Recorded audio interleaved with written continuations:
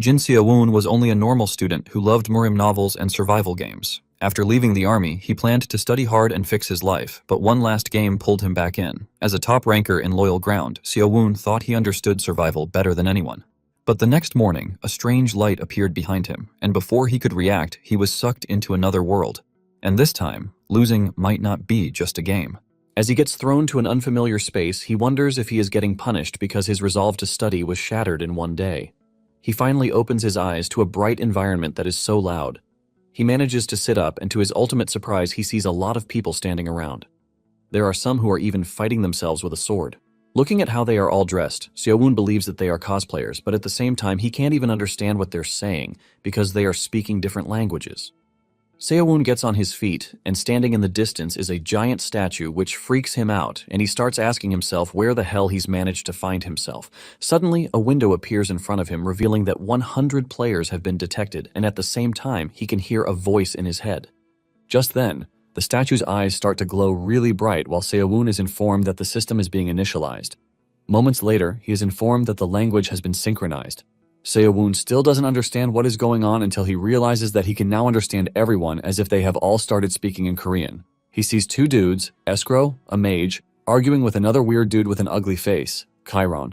It appears that the two are also confused as to how they found themselves in such a strange place. Apparently, Escrow is an archmage, while Chiron works for the Demon King. Tired of seeing Chiron's ugly face, Escrow decides to end him with a powerful lightning magic. Chiron freaks out as he gets hit with lightning, but when everything settles, he is still standing strong. Chiron is shocked at this because there is no way he just took the hit head on and is still alive. In fact, he doesn't even feel anything, and another round of argument ensues between him and Escrow again. Escrow accuses Chiron, saying he is the one who dragged them from their world to such a weird place, but even Chiron is as clueless as he is. Seeing everything that is unfolding right in front of him, Seowon realizes that it is not a dream whatsoever. Just then, they are notified that the game is about to start, and the difficulty level has been set to easy.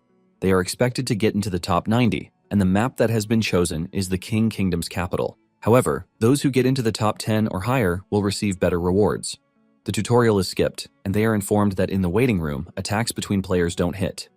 Just then, a map appears before them, and Seowon realizes that this is a game map. The system reveals that the game is called Cloyd Survival, and a brief explanation will be given to those who are just joining for the very first time. Apparently, the game will progress for 100 days, and each day, the map will get slightly restricted. They are told to be careful not to enter the restricted zone because they might be subjected to great harm. The system lets them know that the game is going to continue until there is only one survivor left. In addition, if the game finishes or they are eliminated, they will return to their original world. However, players who do not make it into the top 90 will not be able to participate in the game again. The system then tells them that they will soon descend into the map area where they can obtain items that will help them enter the top 90. Upon hearing all of these, Seowon doesn't want to believe his ears, and he starts thinking that he is probably dreaming about Loyal Ground. It then dawns on him that he might not even have a chance against the weird humans that surround him. Nonetheless, he is not prepared to die even if it is just a dream. Seowon is thinking about what to do when he suddenly gets insulted by another player who calls him messy hair. The dude looks really big, and he has a giant sword. He screams at Seowon, telling him that he's been looking around weirdly. He asks him where he is from, but Seowon stays mute, which aggravates the dude. He yells at Seowon again, asking him where he's from. The moment Seowon realizes that the game is starting in 3 seconds, he starts smiling, leaving the dude even more pissed. Just as he is about to be teleported away, Seowon flips off the dude because he is pretty sure that with his knowledge of Loyal Ground, he is going to survive and defeat riffraff like the dude. Before the dude can get to say anything or do anything, the game starts, and they all find themselves free falling from the sky. Seowon notices that the other players are descending in areas where there are many items, but knowing how dangerous those kinds of areas are, Seowon decides to start on the outskirts just to be safe. He locates a lonely house in the distance, and he screams the word descend to land right in front of the house. The moment he hits the ground, he is hit with motion sickness, but while he is still trying to battle with this, he hears a rustling sound around him, causing him to panic. With his blurry vision, he starts running towards the house, and he realizes that he wasn't able to see whoever might have landed with him, thanks to the motion sickness. Seowon dashes into the house, knowing fully well that he is done for if he comes across an enemy, and he still doesn't have a weapon on him. Seowon makes it into one of the rooms in the house, and he sits down to catch his breath. He starts wondering if the dude he provoked as the game started followed him. At this point, Seowon is already regretting his decision to have provoked the dude. He looks through the window, and when he doesn't see anyone around, he concludes that he must have heard the sound of the wind. After realizing that everything has calmed down, he decides to look through the house to find items. The first thing he finds is a heavy crossbow, and the moment he picks it up, he realizes just how heavy it is. However, he has no choice because it is better than nothing. He also realizes that the moment he equipped the weapon, the know-how flowed into his head. He loads the crossbow and he raises it to aim it. He gets the perfect aim, and he boastfully talks about how he was a sergeant in the South Korean army, so this is nothing to him. Seo-woon fires the crossbow and it releases the bolt, but this leaves a powerful shockwave that throws Seo-woon back. Seo-woon lands on his arse, and when everything settles down, he realizes that the bolt has torn through the wall. It immediately dawns on him that he can get far if he learns how to properly use the crossbow. After getting back on his feet, he looks around a bit but doesn't find anything else that is useful inside the house. Nonetheless, he is not discouraged because he knows how big the map is, and he can easily get more loot later. Seo-woon proceeds into another house where he finds a scroll. He checks it out and realizes that it is a small healing scroll. If one rips the scroll, their injuries will be healed. Seo-woon is surprised by this, and he decides to take more recovery items. Seo-woon wishes that he could get his hands on an item bag to help him store things. Just then, he notices a book in the distance, and he quickly grabs it. It turns out that it is a martial arts book that revolves around the Black Star Chi palms. This is a type of martial arts that lets one project hidden weapons through their fingers. The system asks him if he would like to learn the technique, and Seo-woon agrees to learn it, hoping that there is going to be a tutorial or something. Suddenly, he is hit with a bright light, and the book is absorbed into his body. He decides to try it out, and he grabs a fork, which he throws at the wall. To his delight, the fork travels at a great speed before hitting the wall, leaving a huge dent in it. Seo-woon smiles because he has just learned a martial art. Since there are martial books lying around, Seo-woon figures out that there must also be magic books too. Nonetheless, at this point, he wants to believe that Cloyd Survival and Loyal Ground are the same game. After looking everywhere without getting any more loot, he decides to move somewhere else. Before he knew it, night came, and Seo-woon realized that he had to find a place to hide. Moments later, he finds a house, but he is skeptical about the house since the lights are on. This means two things. It's either that there is a rare item that is hidden inside the house, or somebody is camping there. Nonetheless, he decides to enter the house while making sure he stays on his guard. He realizes that he doesn't even know how many people landed close to him, but it is always one of two things. It's either that they are a complete noob or a complete pro. After looking through the first floor, he realizes that there is nothing whatsoever, and he wonders if whoever is inside is hiding on the second floor. He starts thinking of his options, which are the martial art he just learned, or making use of the crossbow in his hands. Seo-woon slowly moves to the second floor with his crossbow perfectly aimed at the front to take down whatever enemy he comes across. When he reaches the upper floor, he is surprised that there is nothing serious, only a lantern that is sitting on the table. There is also a room, and he wonders if it is a trap. He proceeds to break down the door while expecting an ambush, but to his surprise, there is nothing of sorts. Seo-woon crashes to his knees in relief because there is no one in the room and realizes that he's been scared for nothing. He starts looking around, and he soon finds a ring, which is called the Ring of Strength. This is a ring that increases the user's strength by 20 points when equipped. Since it is a means of getting stronger, Seo-woon proceeds to wear the ring. The moment he does, he immediately feels the difference in how his body feels much lighter. In fact, the weight of the crossbow that was on his back looked like it was nothing. He wants to confirm how much the 20 points contribute, and he pulls up his info. Seo-woon looks really disappointed at his own stats because if not for the ring he just found, his strength stat along with his other stats would be trash. He then notices that in the class section he is classified as a martial artist. Seo-woon smiles because he's been blessed with something compared to when he just landed.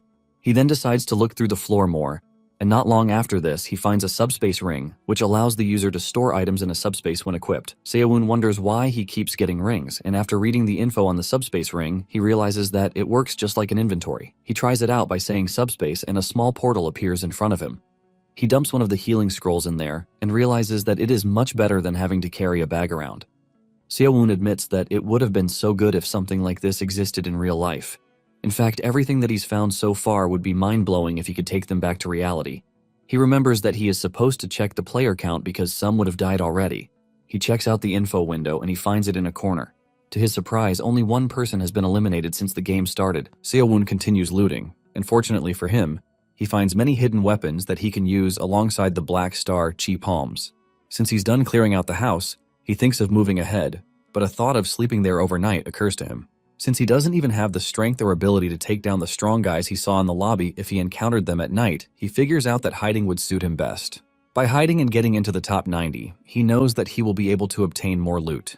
Since the night will be crawling with fewer people, Seo-woon decides to search one more house before the sun comes up. Moments later, Seo-woon realizes that he is not even getting tired, even though he's been moving for a while, and this is all thanks to the ring of strength that he obtained. However, this doesn't mean he's not feeling hungry or even thirsty. At this point, he wants to believe that the game is similar to reality. He continues moving, hoping to get to the city where he can see food. Suddenly, he hears a scary growl behind him, and he quickly dashes for cover. He slowly looks around, and he almost shits his pants when he realizes that he is in werewolf territory. Before he even gets the chance to catch his breath, another werewolf appears beside him and almost tears his head off with its claws, but Seo-woon dodges the attack at the last second. Sweat runs down his face in fear because all he believed was that he was in a player versus player game where there are no monsters. Seo-woon starts regretting why he didn't just stay in the house instead of running around to loot. Seo-woon makes a run for it and soon spots a house in the distance. Using all of his strength, he dashes into the house to hide. However, the werewolves are still onto him, and Seo-woon starts wondering what he is supposed to do in a moment like this. Seo-woon looks through a hole in the door and realizes that the werewolf is sniffing around to catch his scent. Since the monster doesn't know where he is, he figures out that it would be best if he takes down the monster first. Seo-woon takes aim, and he fires a bolt at the wolf. The bolt travels at an insane speed, and it hits the werewolf so hard that it crashes to the ground in pain. With one of them out, Seo-woon figures out that he has to find a way to deal with the second one. All his calm plans immediately go to shit when the last wolf comes straight at the house, attacking him. Seo-woon manages to dodge the attack, and he leaps backward to dodge while aiming the crossbow at the werewolf. He fires the crossbow, but the wolf blocks the bolt with its arm before lunging at Seo-woon. Seo-woon's life flashes before his eyes, but refusing to give up, he reaches into the subspace to get himself a hidden weapon. With the wolf close to him, he unleashes the hidden weapon using the black star chi palms. The dagger flies through the wolf's body, rupturing its insides, creating a big hole in it, thus killing it, while Seo-woon confidently boasts about how he is never going to die to a mere underling. Even though he was boasting about being a top dog, Seo-woon was scared that he had almost died at the hands of a werewolf. He is glad that he had stashed the throwing dagger from before because it would have been so embarrassing to die at the hands of the werewolf. Just then, he realizes that the dead werewolf dropped loot, and he quickly checks it out. To his disappointment, he realizes that it is just water and jerky. He is pissed at this because he can easily just hunt for food. Nonetheless, he decides to check out the surroundings, and he soon finds a piece of armor lying around. He wonders if it is like the bulletproof vest from Loyal Ground. Seo-woon grabs it and puts it on, but realizes that it is too big for him. Before he can take it off, the armor adjusts itself on his body. The system then tells him that he has equipped an advanced orichalcum breastplate. Thanks to this, he will now have resistance against fire and wind magic to some extent. Seo-woon is pleased with this because it raised more than 2 stats. Excited with the armor, he decides to look around more to see if there are any other exciting things that he can find. After looking for so long and about to give up, he finds a cloak. He doesn't know what it does, but he puts it on and he learns that it is a night cloak. Once it is equipped and one stays still in the darkness, the user will blend in with the darkness. As long as he is hidden, he is not going to be detected by magic, and the sounds he makes will be completely suppressed. Seo-woon smiles because this is a rare find, which means he will be able to avoid anybody he comes across at night. Seo-woon figures out that this is the best item for him to stay alive. He was initially confused as to why there was a house in the middle of nowhere, but little did he know that it was a top loot area. Seo-woon concludes that he just had better luck on the second day. He continues moving forward, and after a while he wonders why he hasn't even seen anyone so far.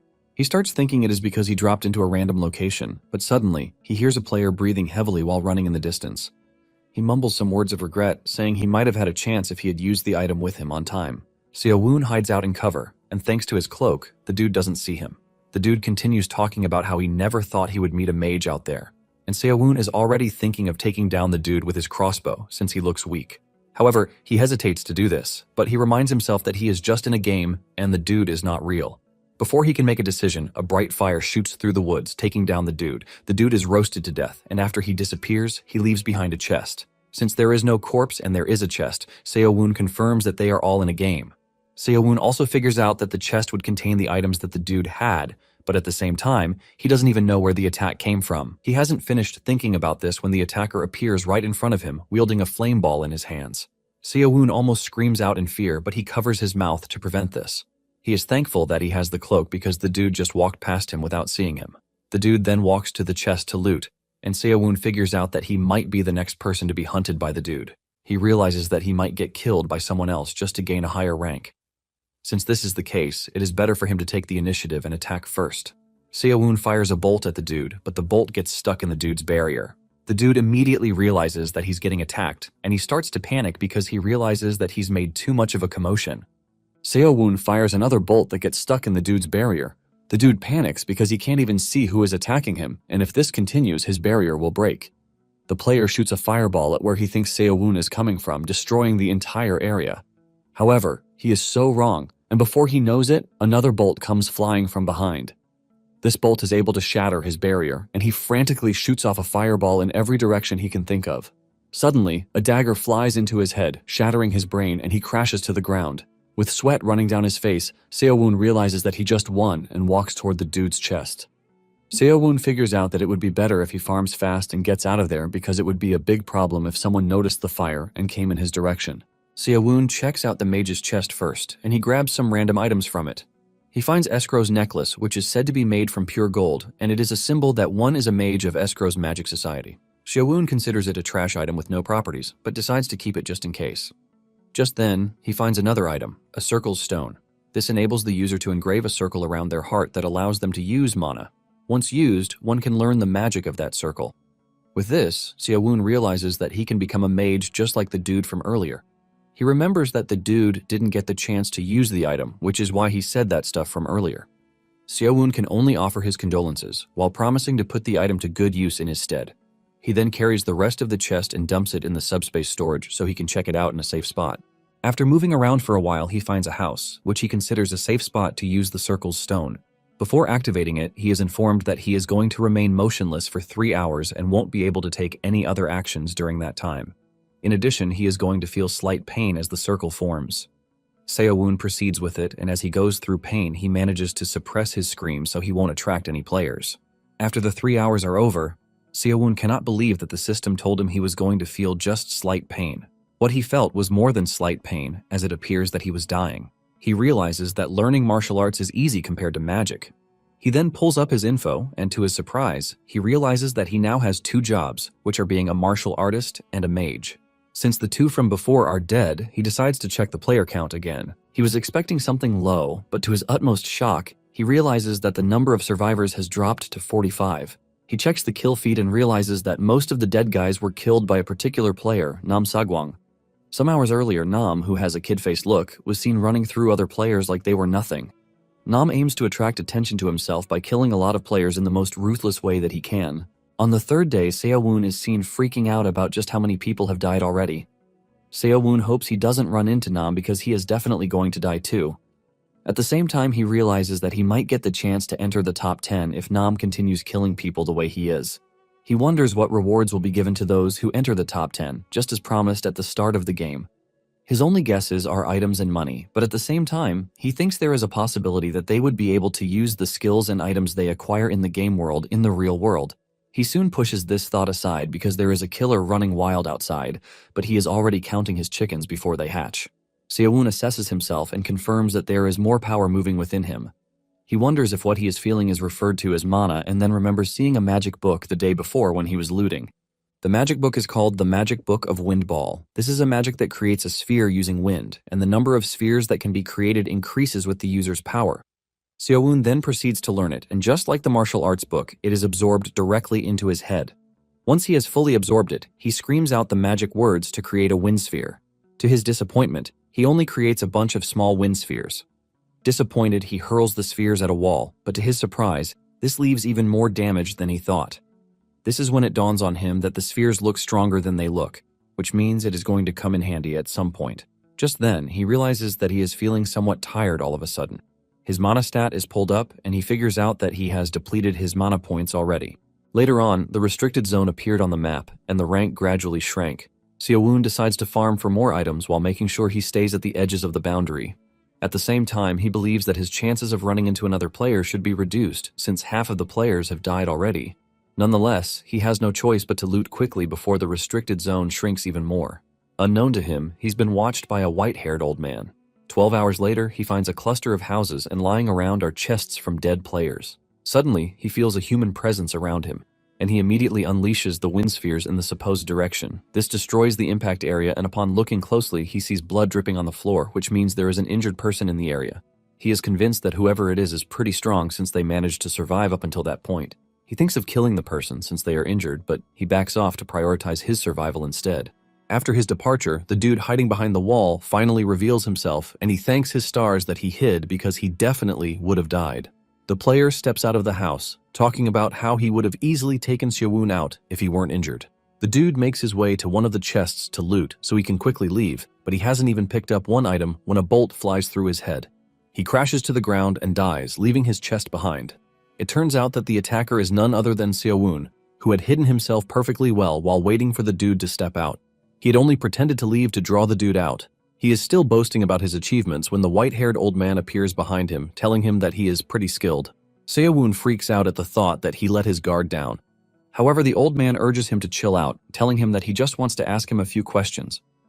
In panic, Seowon asks him who he is, and he replies asking Seowon if he is going to know who he is even if he tells him, because they all came from different worlds after all. Seowon chuckles nervously when he hears this, and deep down he realizes that the old man is quite different from those he's met in the past. The old man asks Seowon if he has participated in this kind of game before, and Seowon asks him what he means by this. The old man replies that he has been watching him for a while, and he noticed that he adapted pretty fast, so he is pretty sure that he already knows that whatever is happening isn't real.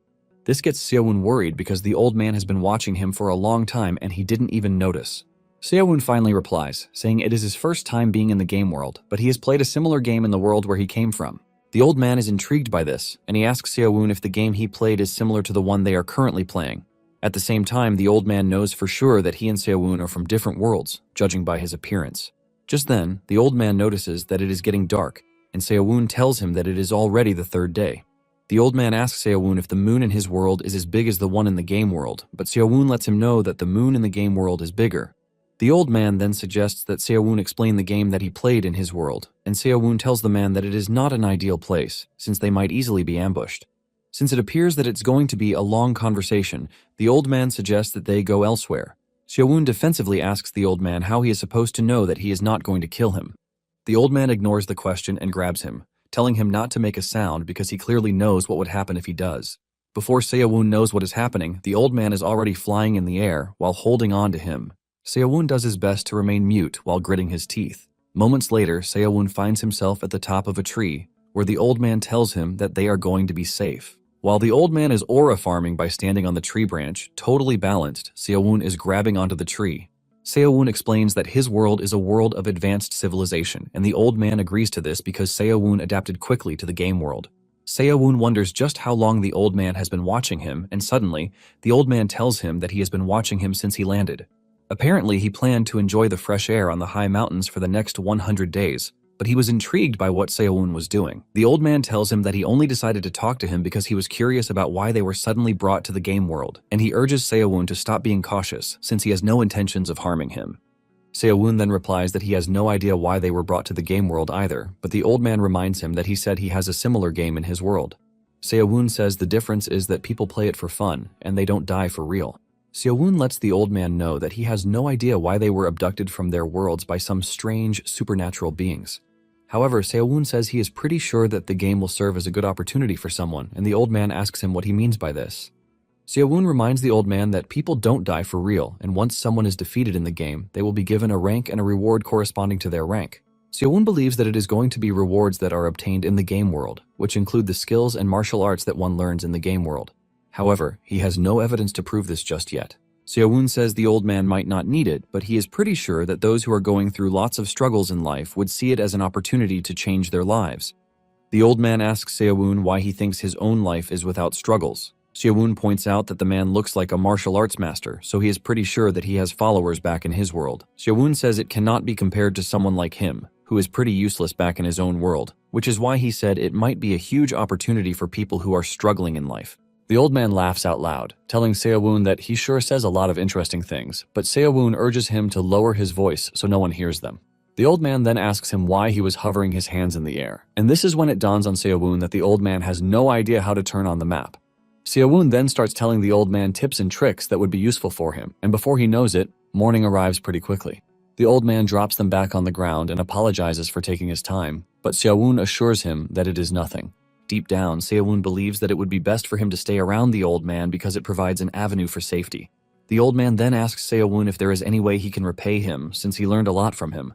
Xiaowen immediately asks the old man if it is possible for him to learn some of his martial arts, because he wants to survive until the end, and he needs the old man's help to do this. The old man laughs out loud, saying that what he asked for is possible, but he must also be prepared for the worst. Xiaowen asks him what he means by this, and the man replies that he basically means death, which means Xiaowen has the choice to make a decision on what he wants. The old man lets Xiaowen know that to succeed outside the traditional means, one has to pay a hefty price, and he asks him if he is prepared for this. Xiaowen then ruins the whole serious talk, reminding him that they can't die in the game world, and the old man has no choice but to agree with him. Since this is the case, the old man figures out that it is possible for him to use the method that he wants to. Xiaowen immediately asks the man if there is a way for him to get stronger, and the old man lets him know that it is worth trying at least. Xiaowen excitedly asks him what he is supposed to do, and the old man suggests that they see how much inner energy he has first. The man touches his head to feel his energy, and to his utmost disappointment, what he sees is a little amount of inner energy. The man tells Xiaowen that what he has is even smaller than what his house dog has, leaving him totally confused. Xiaowen reminds him that he already told him that there is no such thing as martial arts or internal energy in his world. The old man cannot fathom what is happening and just tells Xiaowen to sit in the lotus position in the meantime. Before the old man tries anything, he tells Xiaowen that he is going to feel so much pain that he will feel like he is going to die, but he still won't be able to move. Xiaowen asks what he is supposed to do when all of these are happening, and the man tells him to endure it because if he fails to do so, he is going to die. As the man starts the whole process, Xiaowen's senses shoot through the roof, and he can hear and sense everything in the surroundings. Everything appears to be normal until his internal energy starts to build up, and he screams out in pain while asking if he is going to die. It is as if his life force is shooting out of his body, and his pupils soon go completely dark. After a long time of pain, the man finally tells Xiaowen that it is all over. Xiaowen's face has turned pale already, and the old man commends him, telling him that being able to endure the pain means his body isn't all that bad.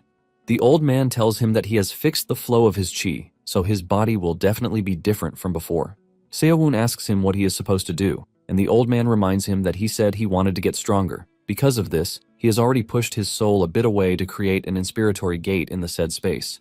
He explains that people are born to absorb the world's qi solely through breathing, but Xiaowen now has another gate to help him absorb special energy other than just through breathing.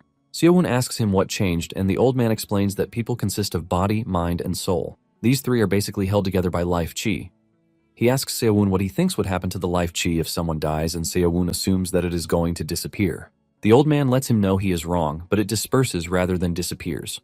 In the end, the dispersed life qi gets absorbed by nature, which allows the life cycle to continue. However, there are those who consider this logical cycle a waste, and they even murder to absorb others' life qi. Those who have bodies full of others' life qi are in an unstable state, and in the end, the harmony of their yin and yang scatters, causing them to lose their martial arts or die. The old man tells Xiaowen that the mind technique he passed on to him allows him to absorb the scattered life qi to help him increase his internal energy. Xiaowen freaks out, asking if this means he might die, but the old man assures him that he is a bit different because, unlike them, who reconstructed their veins to create a gate, the old man used his soul for it. Since Xiaowen doesn't have inner energy at all, it is just like a blank sheet. The old man only tweaked his veins to allow him to absorb the life qi harmoniously. He asks Xiaowen if he understands why he gave him the mind technique that is forbidden in his world, Zhongyuan, and Xiaowen replies that it is because of the game's setting. The old man confirms this, commending Xiaowen's intuition on how quickly he catches on. The man reveals that he could feel qi where people died, which means the only way he can succeed via the mind technique he was taught is through murder. However, this doesn't happen to be an issue because if he wants to survive in the game world, he has to eliminate others. The old man is pretty sure that by the end of the 100 days, Xiaowen would have reached quite a level. The old man decides that it is time for them to part ways and lets Xiaowen know that it would be nice to see him again. Before he leaves, Xiaowen urges the old man to at least tell him his name, and he replies that it is Zhang Doxian. Xiaowen bows to Doxian, assuring him that he is never going to forget his help. Doxian urges Xiaowen to get used to breathing deeply because by accumulating inner energy through concentrating on his dantian, he is going to get stronger slowly. Before leaving, the old man tried to pull out the map just like Xiaowen taught him, and he was able to do it. Doxian then tells Xiaowen that he will see him again when the opportunity arises. Just then, Do-cheon leaps off into the distance, vanishing like he was never there. Seo-woon watches in awe and realizes just how cool it would have been if he could use the same trick as the man, because he would be able to go around comfortably. Nonetheless, Seo-woon decides to move to the limited area's outskirts as planned. After walking for the whole day, he finally reached his destination, showing just how big the map is. He soon finds a house with the lights on, and he knows that it is one of two things. It is either a house with no one inside, or it is a newbie who doesn't know how to turn off the lights. Either way, he has no choice but to go into the house.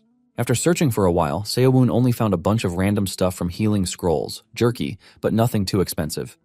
He then remembers that he didn't even get to sleep the day before because he was busy talking to the old man. He then decides to get some sleep, and by covering himself with the cloak, he sleeps off. However, he overslept, and it is already day 5. Seo-woon soon wakes up to a player's voice who is searching through the house for loot. Seo-woon freaks out when he realizes that the sun is already up and he is still sleeping like a log. He quickly grabs his bow, and he waits for the player to come in. The moment the player steps into the room, Seo-woon fires a bolt at him, but the dude reacts so fast to this that he cuts down the bolt. Seo-woon freaks out when he sees what he is facing because of all the people he could run into. It turned out to be a freaking martial artist. Seo-woon then reaches into his subspace to unleash a bunch of hidden weapons at the player. While he is battling to block the daggers, Seo-woon lunges toward him and pushes him to the ground. He then grabs an arrow, and as he prepares to impale the dude, he starts begging to be spared, promising to give Seo-woon what it is that he needs, but Seo-woon ignores him and pushes the arrow into his head, killing him. After the player dies and his chest pops up, Seo-woon senses green energy in the area, and this is when he realizes that he is staring at life chi, which the old man was talking about. He absorbs the chi, and surprisingly, he realizes that his body is overflowing with strength. It then dawns on him that he is currently experiencing what is referred to as inner energy. Seo-woon cannot believe that just by absorbing only one person's life chi, his body feels much lighter and even stronger. He pulls up the status window and realizes that he now has a different stat regarding inner energy. His current inner energy stat is at 20 points, which is possibly what he got from the player he just killed. Seo-woon smiles because he has somehow gotten himself something amazing from the old man. Seo-woon figures out that relying only on killing to gather chi would be bad, and he has to find other ways. Seo-woon decides to check out the player count, and he is stunned to see that it has dropped to just 24 players in 5 days. While he is still checking the player count, it drops by 1, and he checks out the kill feed. It turns out that this player has just been killed by Nam again. Nam is basically walking around to kill anyone he lays his hands on, so the whole game can come to an end quickly. Suddenly, Nam notices Seo-woon's name on the kill feed and realizes that his name has appeared in quick succession. Nam has taken note of Seo-woon's name while Seo-woon is trying his best to avoid Nam. Seo-woon knows he has no chance against Nam because he barely defeated the player who ran into him, and there is no way he's going to go up against Nam the way it is. He then checks out the player he defeated, but he only found trash items. After this, Seo-woon decides to hide and survive until the number of players has dropped.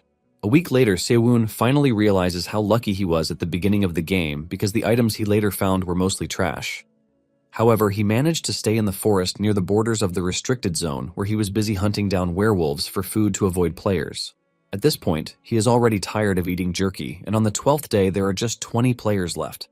Standing near the restricted zone, Seo-woon pushes his hand into the restricted zone to see how it is, and he realizes how hurtful it is. Seo-woon freaks out because for 1 week straight, the kill feed only showed Nam killing everyone. It appears that everyone else, like him, is playing it safe. Just then, he spots a cloud of smoke in the distance, and he figures out that there is a battle going on over there. Apparently, a bunch of players have gathered around in an attempt to take down Nam, whom they consider to be the greatest threat to them.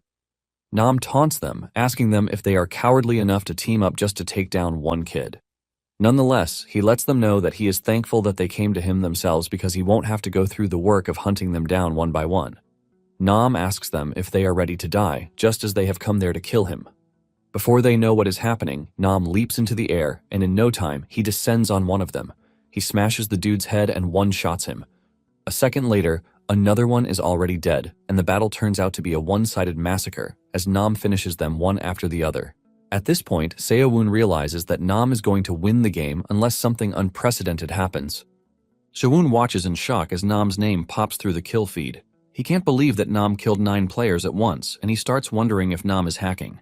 After Nam is done with them, he feels no sense of pity whatsoever because they didn't even put up a fight. Surprisingly, there is a mage's staff lying around on the battlefield where Nam just wiped out the team players. Later that day, the Archmage finds his way to the battlefield where he finds the staff, and he recognizes it as one of his students' staff, Elizabeth. The Archmage immediately loses it and promises to avenge Elizabeth. Seo-woon, on the other hand, figures out that he is going to end up in the top 10 if he hangs out a bit more.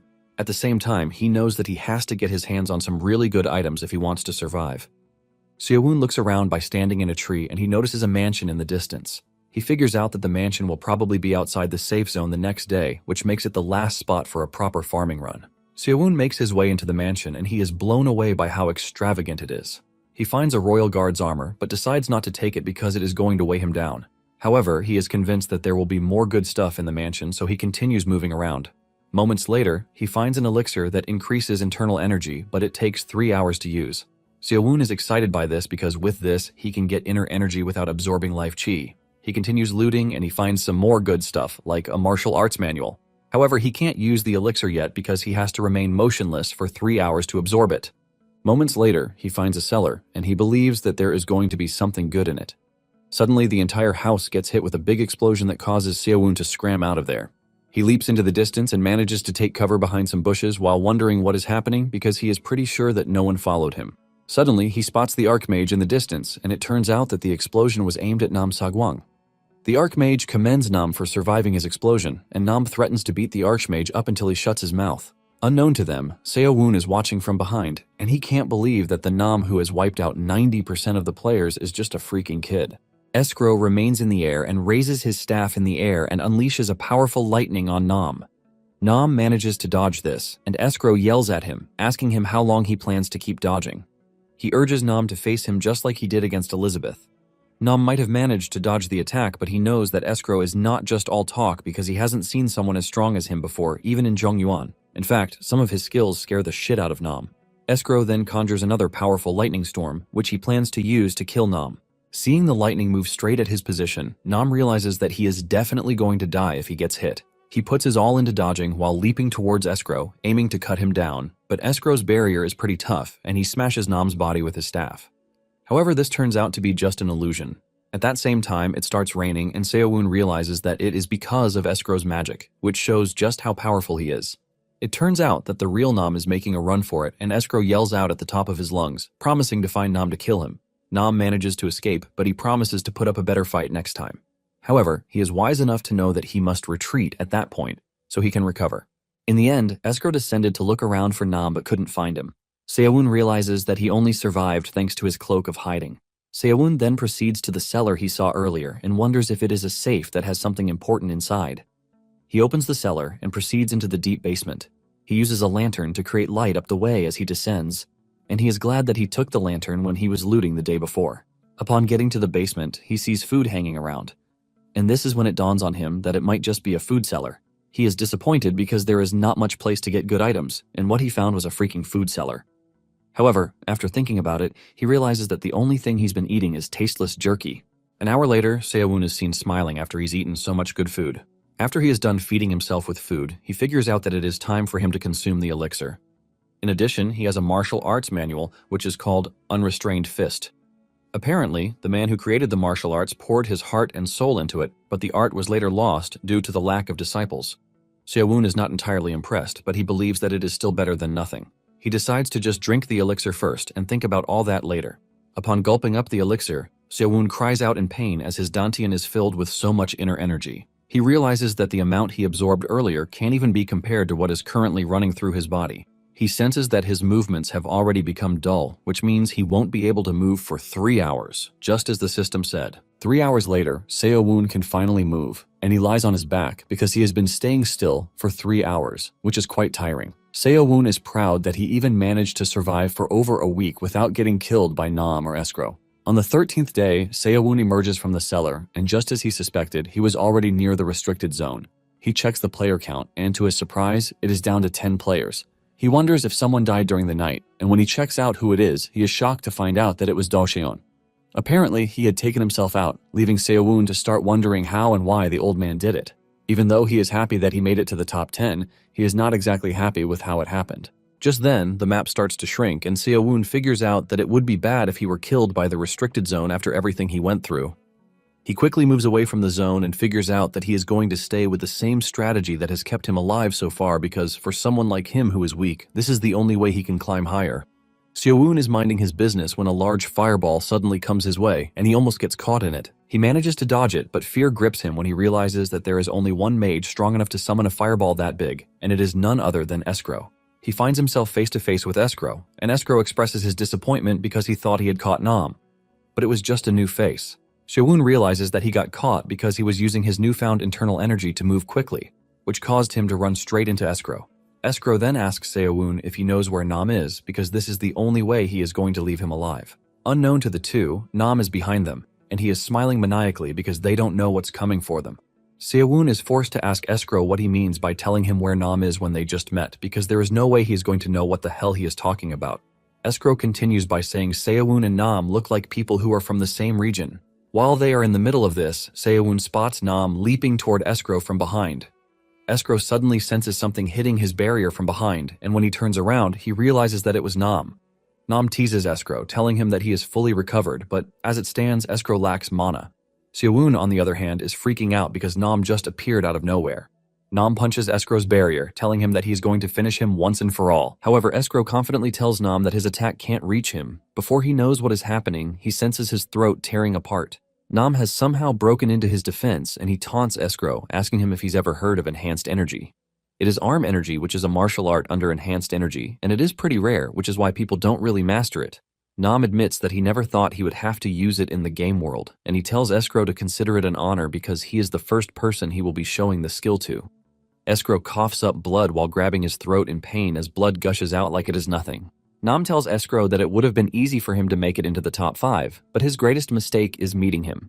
While the two are handling their business, Seowoon is thanking his stars because Escrow would definitely have killed him if Nam hadn't shown up. Seowoon decides to run away while the two are still distracted. Nam punches Escrow in the throat again in an attempt to finish him off. At the same time, Seowoon turns around to wonder just how powerful he is going to be if he absorbs their life chi. With Escrow sitting in his own pool of blood, Nam taunts him, asking him why he is not acting all cocky again. Nam asks him if he has any last words, but still mocks him with this because Escrow obviously can't speak again since his throat is shattered. Just then, Escrow gets into Nam's head, telling him that Elizabeth, whom he killed, was his apprentice. Apparently, Elizabeth was kicked out of the academy because she was a woman, and Escrow regrets that he didn't stop her at the time. Nam continues trash-talking, saying he had no idea of knowing that Elizabeth was a woman. But Escrow lets him know that it is finally time to shut his filthy mouth. Nam wonders what Escrow is talking about, but just then, Seowoon looks up and sees a meteor crashing down on their position. Nam panics because he has no idea how Escrow was still able to cast a spell, even though he is on his last shred of life. Escrow lets him know that it is the ultimate spell only an archmage can cast using their mana and life chi as the price, and it is called Armageddon. Nam makes a run for it, and Seowoon also does the same. Seowoon starts freaking out, regretting the fact that he didn't run away when he had the chance. The meteor ends up crashing down with Escrow, hoping to see Elizabeth very soon. The impact of the meteor leaves a devastating effect that shatters everything in the surrounding area, setting them on fire like a nuclear bomb. Meanwhile, there is another elf just like Escrow, who is watching the whole thing from a far distance. And when he saw the magnitude of the spell, he figured out that the only person who can do this is none other than Escrow. When everything finally calms down a bit, Seowoon is seen groaning in pain while regretting his action not to have run away when he had the chance. However, he is not ready to die just yet, and he reaches into his subspace to whip out healing scrolls. He had saved up a ton of healing scrolls just for a situation like this. Seowoon figures out that he never would have made it out of the meteor's range if he hadn't taken the elixir beforehand. After using the healing scroll, he realizes that he is still in so much pain, which means one scroll is not enough. In the end, he tears up all the scrolls he had saved up just to heal himself and relieve the intense pain that he is feeling. Seowoon then checks the kill feed, and he confirms that Escrow actually died, and he is disappointed that he isn't able to absorb his life chi. However, he notices that there is no information on Nam's death, leaving him to wonder if Nam is still alive. Just then, he hears low sounds coming from a certain direction, and he traces them. To his greatest surprise, he finds Nam groaning in pain, begging for help. His lower body and his arms have been torn off by Escrow's devastating attack. He has a healing scroll in his mouth, and he begs Seowoon to help him use it because he can't do it himself. Seowoon is not entirely surprised because he knows it would definitely have been hard for Nam to dodge a meteor that was aimed directly at him. Since both his arms are unusable, it means he can't use healing scrolls.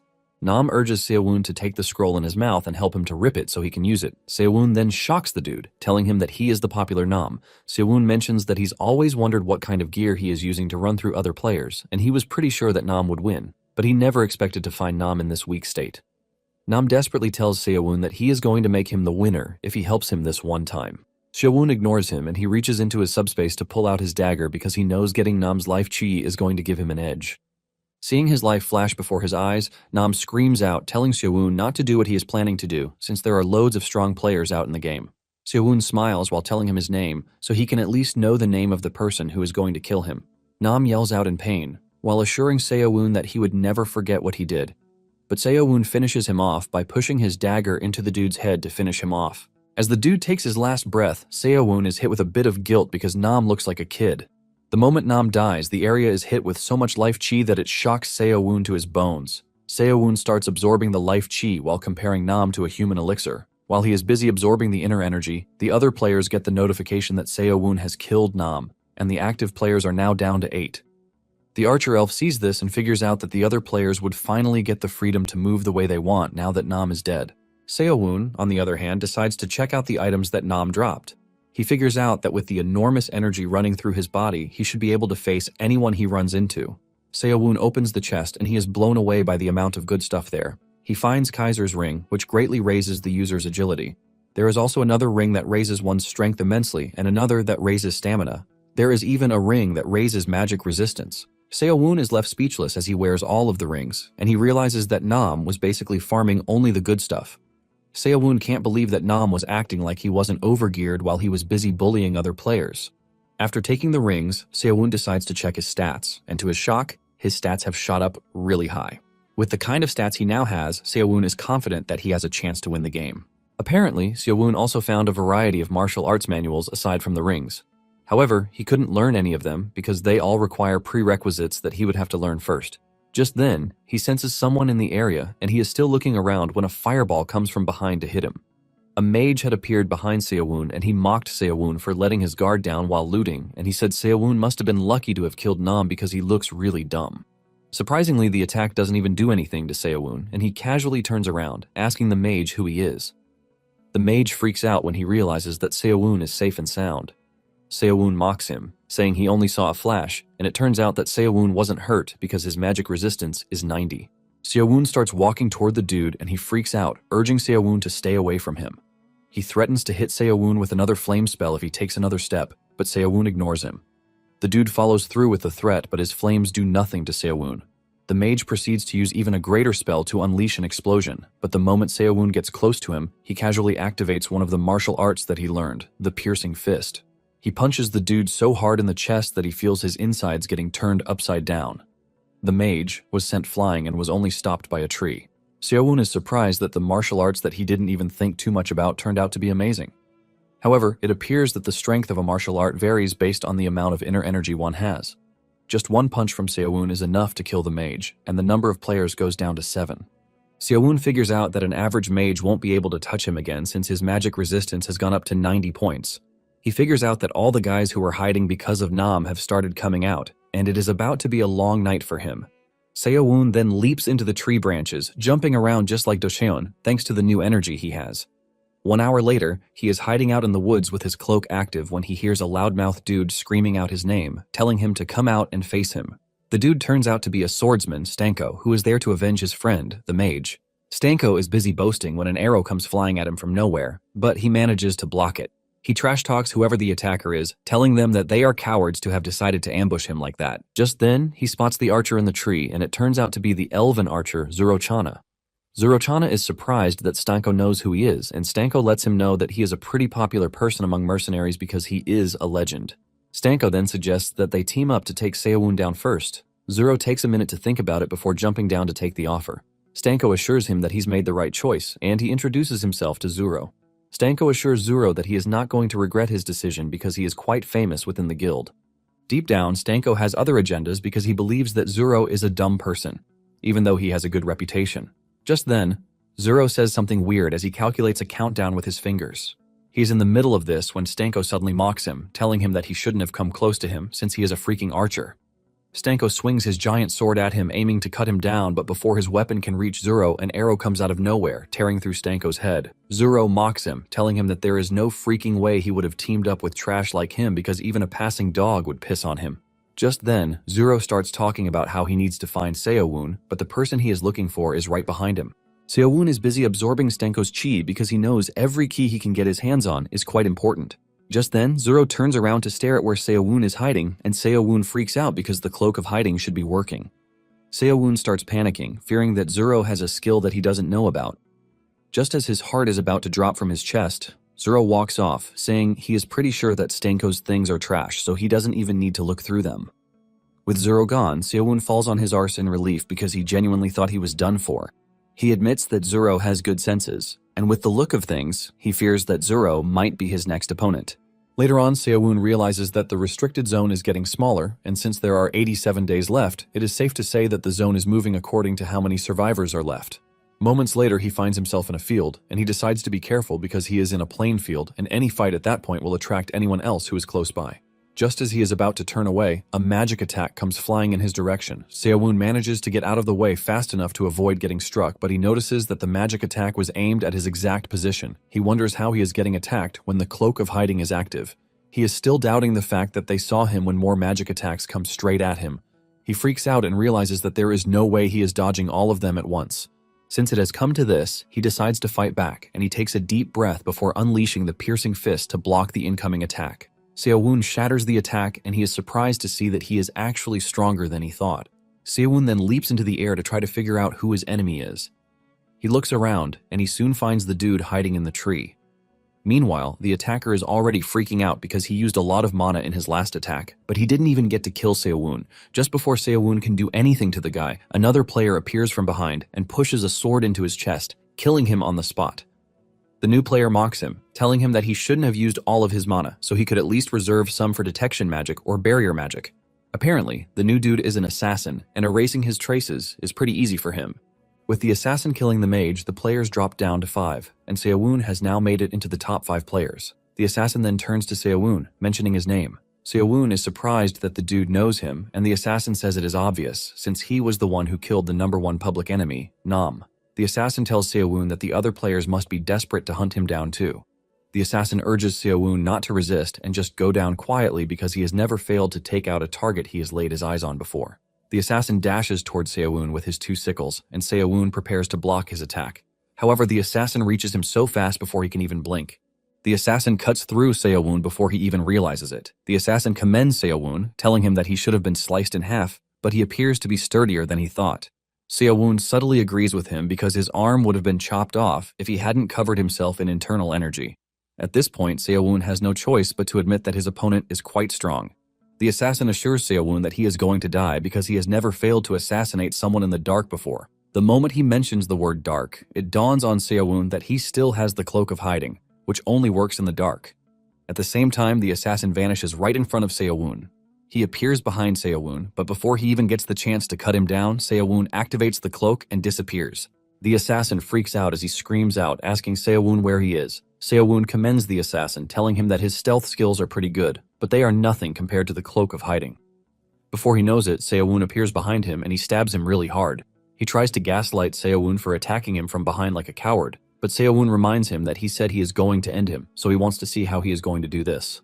Realizing that he is about to die, the dude freaks out, suggesting that they team up to take on everyone else. However, his appeal falls on deaf ears as Seo-woon impales him from behind, killing him on the spot. With this, the number of active players drops to 4, and Seo-woon proceeds to absorb their chi. He also secured the healing scrolls that they dropped, but he looted really fast so he could get out, since he had made a bit of a mess, which would draw attention to him. Seo-woon finds a shadow clone manual in the assassin's loot, and this is a skill that allows the user to create a clone of themselves that can even fight. The number of clones that are created depends on the user's internal energy. The system asks him if he wants to learn the technique, and Seo-woon can only thank his stars that the assassin didn't know about internal energy, because if he had learned the technique, it would have been hard for him to kill the assassin. On the mage, he found a grimoire named Carmen's Eyes, and it is the highest tier detection spell that is supposed to look through any stealth skill. However, he can't learn it yet because his circle is too low to do so. He realizes that this was how the mage was able to figure out where he was, because the grimoire allows him to see through the cloak of hiding. He is checking out the grimoire when an arrow flies past his ear, cutting his cheek. Without a doubt, Seo-woon figures out who the archer is because there is only one archer left, and this is Zoro. Before he can even rest from this, a magic attack descends on his location. He is surprised because this is the first time he will see such a magic attack. But it is already too late for him to run. so he just has to concentrate all of his internal energy into his fist to use the ultimate piercing fist. By putting all of his effort into the strike, he is able to block the incoming attack, but this still leaves him injured. Since there were 2 attacks at the same time, he figured out that he was being attacked by a team. Suddenly, a low-budget scanner appears behind him, swinging his sword at him. Seo-woon manages to dodge the strike on time, and this is when it dawns on him that he is getting triple-teamed. The trio who are onto him are Zuro-chana, the Divine Archer, the Demon King's right arm, Chiron, and Senturk, the King of Kroisen. At this point, Seo-woon is left wondering what he is supposed to do. Seo-woon is disappointed that just when he was about to win, he ran into teamers, and the only way out of a situation like this is to create an avenue for them to betray each other. Since he would have to figure out what their relationship with each other is, he believes that this is going to be difficult because he has never seen them before. Chiron offers his greetings to Senturk, but Senturk tells him to screw off because he is a mere black magician. Chiron reminds Senturk that there is something more important than status, and this is for them to team up to obtain better rewards. When Seo-woon hears this, he realizes that the trio didn't even have plans to team up in the first place. Seo-woon crouches behind the bush to use his cloak in an attempt to get away from the team. Senturk then tells Chiron that they have to take care of Seo-woon's stealth first before they start talking about teaming up. Chiron then tells Senturk that they don't have to worry about this because he is the right guy for the job. Chiron then raises his hands to unleash a magic spell that releases a mini sun in the sky to make sure that the whole area is rid of darkness. Senturk commends Chiron, telling him that he is actually smarter than he looks. Seo-woon freaks out because he never thought there was a method like this that would easily make the cloak of hiding useless. Chiron then talks about how glad he is that Nam actually took care of Escrow, who would have been a pain to deal with. Chiron lets Seo-woon know that it is his own turn to die in the name of the Demon King. Chiron then unleashes a magic attack, and he lunges at Seo-woon. Seo-woon panics, but at the same time he tries to think of a way out. He remembers that mages are weak at close range, which means if he can get close, Chiron might end up getting caught up in his own magic. Seo-woon kicks his plan into action, and he dashes toward the dude, aiming to finish the fight in close combat no matter what. Chiron realizes what he is trying to do, and he pushes the magic towards him, but Seo-woon is not about to give up. He figures out that he needs to wrap his body in as much internal energy as possible so he can reduce the damage to his body. He is ready to push through the magic attack no matter what it takes. In the process, he is informed that the cloak of hiding has been damaged and it will not be functional until it is repaired. Seo-woon cannot believe that his internal energy is cracking up, and he has just lost the cloak of hiding too. Believing that Seo-woon is dead, Chiron stops attacking because he doesn't think there is anyone who would survive the magic attack that he just used. Suddenly, Seo-woon emerges from the explosion, and before Chiron knows what is happening, Seo-woon has already closed the distance. He looks totally bloodied, but Chiron stops him using a magic attack that holds him down with undead hands. Seo-woon admits that Chiron is stronger than all the mages he's fought so far.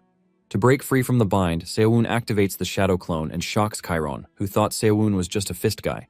Seo-woon leaps toward Chiron as he freezes up in fear. Surprisingly, Senturk attacks Chiron from behind, stabbing him in the back. The attack pierces through his body to pierce Seo-woon too. Chiron cannot believe that someone who calls himself a king just did something so cowardly, and Senturk defends this by saying there is no honor as great as victory. In his defense, Senturk tells Chiron that he never said he was going to team up with him. Senturk teases Chiron as he dies, thanking him for taking care of Seo-woon. Senturk then turns to Zuro, who is standing on the cliff, saying they are the only ones left. However, Zuro smiles at him, telling him that he is celebrating too early. He is confused about this until Seo-woon suddenly appears beside him, punching him so hard that he is sent flying into the distance. Senturk's armor shatters as he flies through the air and he crashes into a wall, leaving a big explosion. With Senturk in the wall, Seo-woon concludes that it is down to him and Zuro. Zuro commends Seo-woon for surviving because he thought he was dead for real, but it appears that it was just his clone. However, Seo-woon tells him to stop talking and just fight him. Zuro then tells Seo-woon to stop being impatient because he still has more pressing business on his hands. It turns out that Senturk survived Seo-woon's attack, and even though his face looks bloodied, he appears to be in prime condition. Senturk expresses his shock that Seo-woon is still alive because he felt his sword connect, but it turns out that it was just a clone. In addition, Senturk is impressed that Seo-woon was able to destroy his armor, which was Kroisen's finest. Sensing the danger, Seo-woon takes off his shirt and tells Senturk to stop talking.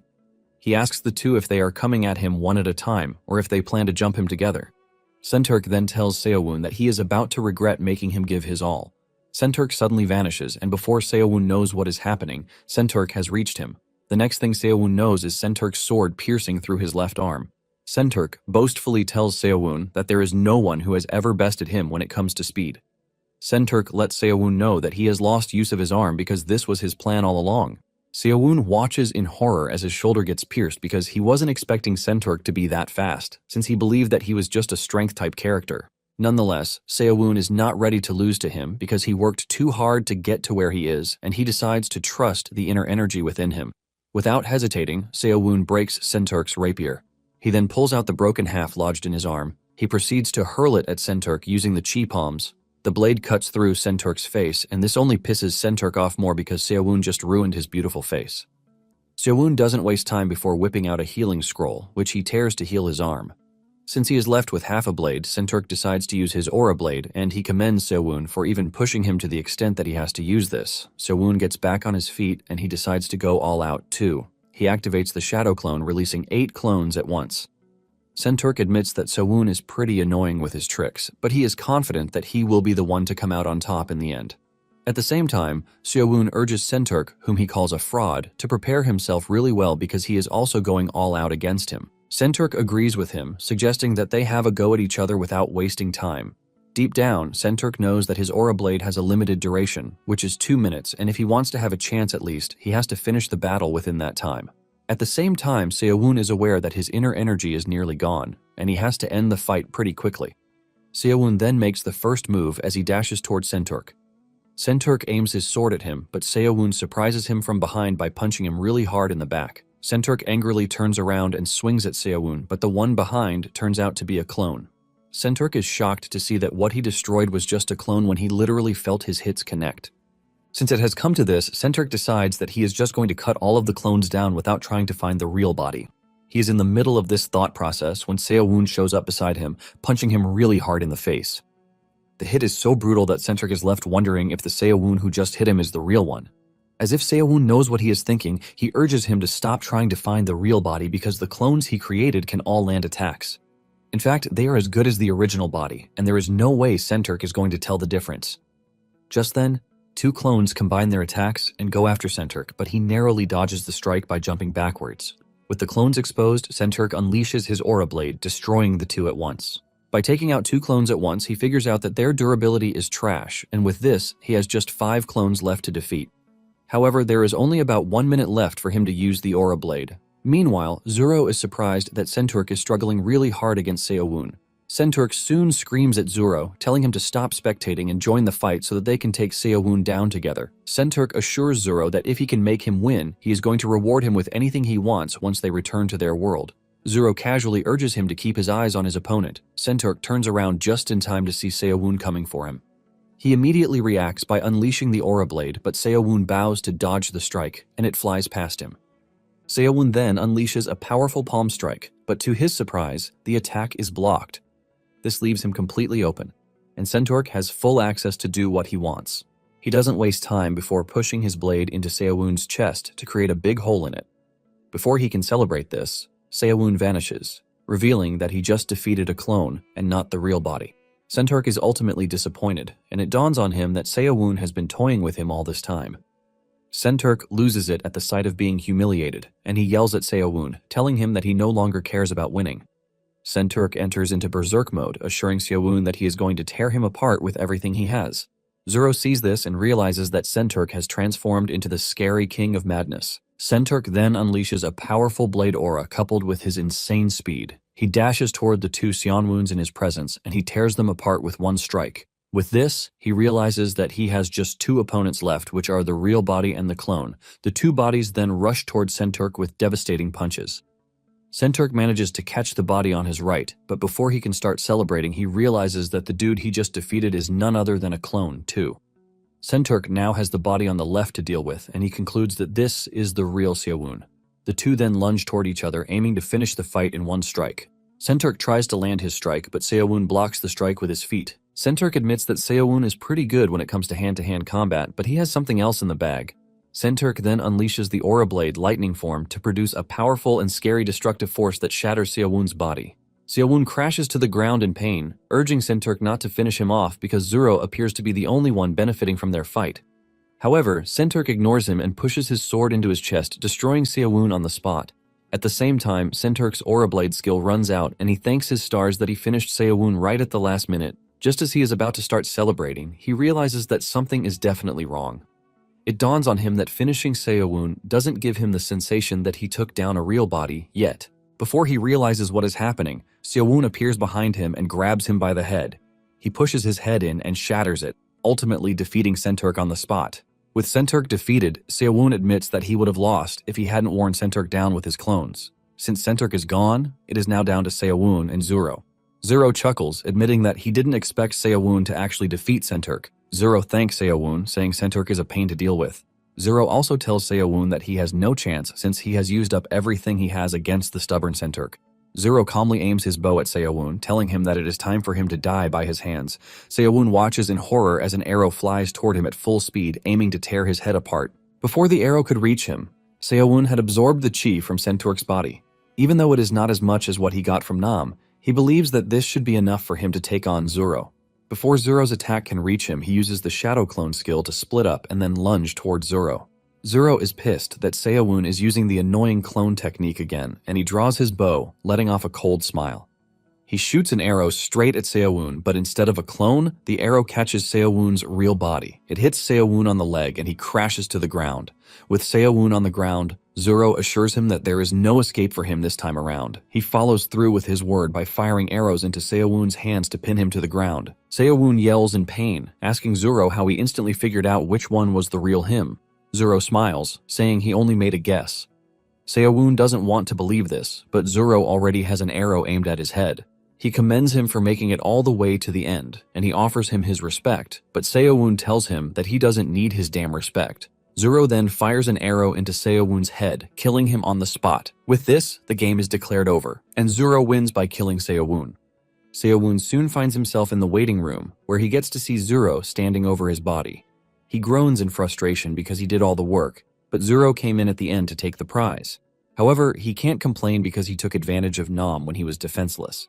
The system congratulates Seo-woon for making it to the top 2, and he is informed that he now has what it takes to participate in the next game. With this, Seo-woon confirms that there is a next game. Seo-woon is informed that, including his kill bonuses and all, he has earned 140 reward coins. Seo-woon is confused by what they mean when they say coins. Just then, the system summoned all the items that were acquired by Seo-woon. As the items come up, Seo-woon realizes that he actually picked up some really good loot. The system informs Seo-woon that he can take the items he obtained by spending his reward coins. Seo-woon checks out the Shadow Clone technique, and he freaks out when he realizes that it costs 130 coins, which is almost all of his coins. Surprisingly, the system lets him know that the top 5 survivors get a chance to spin a roulette wheel to win a random item. Seo-woon is surprised that there is a gacha, and to make it even better, he gets to spin twice because he took second place. Seo-woon is glad to hear this because this means he can save up some coins if he manages to get the Cloak of Hiding or the Shadow Clone. The wheel starts moving, and the first thing that pops up on the screen is the Shadow Clone. Seo-woon screams out frantically, urging the wheel to just stop right where it is. However, it stops only when it gets to Escrow's necklace. Seo-woon holds his head in frustration because of all the things he could pull, he went ahead to pull the cheapest. Seo-woon cannot believe that he looted a lot of good stuff only to be given garbage. Just then, it dawns on him that he still has one more chance. He immediately calls on every divine being he can call to help him out. The wheel starts moving, and when it gets to the subspace ring, he screams out just like before, telling it to stop, but it continues moving. Surprisingly, it ended up on the Shadow Clone option this time around, and Seo-woon celebrates like a madman. Seo-woon knows that with this, he can use his coins to get other good stuff, since the Shadow Clone is the most expensive of all. The Shadow Clone technique is handed over to him, and the system tells him that he can use his coins to purchase additional items. The moment he is done, he will be transferred automatically. After going through his loot for a while, Seo-woon made his choices instead of moving around aimlessly. In no time, he was done shopping, and the system wished him luck in the next game. Seo-woon flies through an empty space, and before he knows it, he finds himself back in the alleyway where he initially disappeared from. Sitting on his palm is the subspace ring that he got from the game, and this immediately tells him that he wasn't dreaming. He equips the ring and then picks up his bag.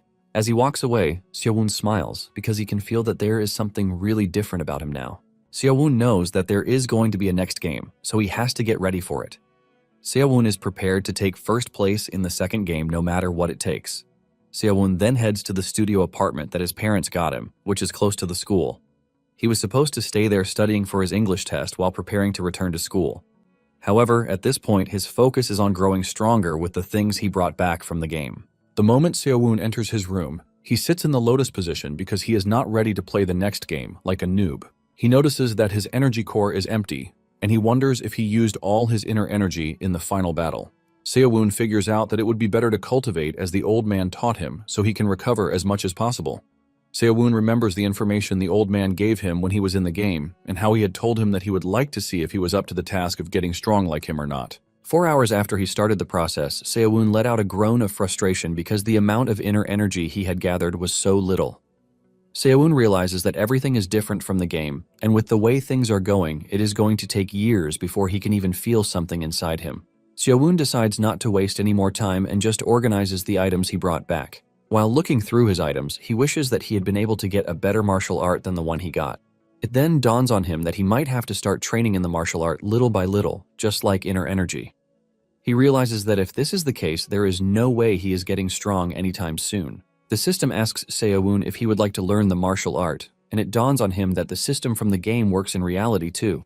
Seo-woon starts swinging his arms and legs in his room, performing the martial art technique. After he is done learning it, he realizes that it can't be compared to when he was full of inner energy. Seo-woon checks his storage to see what else he has, and he realizes that Escrow's necklace is part of the items he brought. Since the necklace is said to have been made from pure gold, Seo-woon bites down on it to confirm, and to his surprise, it is not a fake. Seo-woon figures out that with the weight of the necklace, the gold will be worth at least 10 million won. The moment he realizes that the necklace costs 1 coin and it is worth so much in reality, his goblin face pops on because he can literally become rich by bringing back 10 of these necklaces from the next game. The necklace might be worthless in the game, but when it comes to reality, it holds some really good value. Another item he got was the refined troll's blood, which is supposed to guarantee a healthy life for a whole year for whoever drinks it. Seo-woon only brought it back because the effect sounded tempting, and if he manages to sell it to some rich terminal patient, it would go for whatever price he wants. At this point, Seo-woon is convinced that the game is going to be a huge opportunity for him. Just then, his tummy starts making weird noises, and it dawns on him that he has just been eating trash in the game. But he didn't realize that he was hungry because he was busy cultivating. Seo-woon figures out that it is time he gets himself some real food. Seo-woon then heads to a restaurant named Grandma's Dinner, and he orders a set meal. Seo-woon is soon served the 5,001 set meal that he once considered a luxury. Tears roll down his face as he eats something good for a while because he almost died from eating jerky. The grandma sees him crying and she urges him to stop crying because it is going to ruin his appetite. In addition, he still came to eat at the restaurant just yesterday. Seo-woon lets the woman know that the food is too delicious, which is why he is crying. It then dawns on Seo-woon that the time in the game doesn't carry over into reality. After he is done, he thanks the old woman for the meal, and the woman tells him to stop whining while urging him to come back again. As he walks through the street, Seo-woon wonders when the next game will start because he needs to gather more inner energy before the game. Seo-woon remembers that he brought the Ring of Strength, and he decides to try it out. He equips the ring and wonders if it works in reality, just like it does in the game. Seo-woon decides to try it out by jumping, and to his surprise, he leaps so high into the sky that he quickly returns to the ground. He cannot believe how much strength is flowing through his body, and he hopes that no one saw what just happened.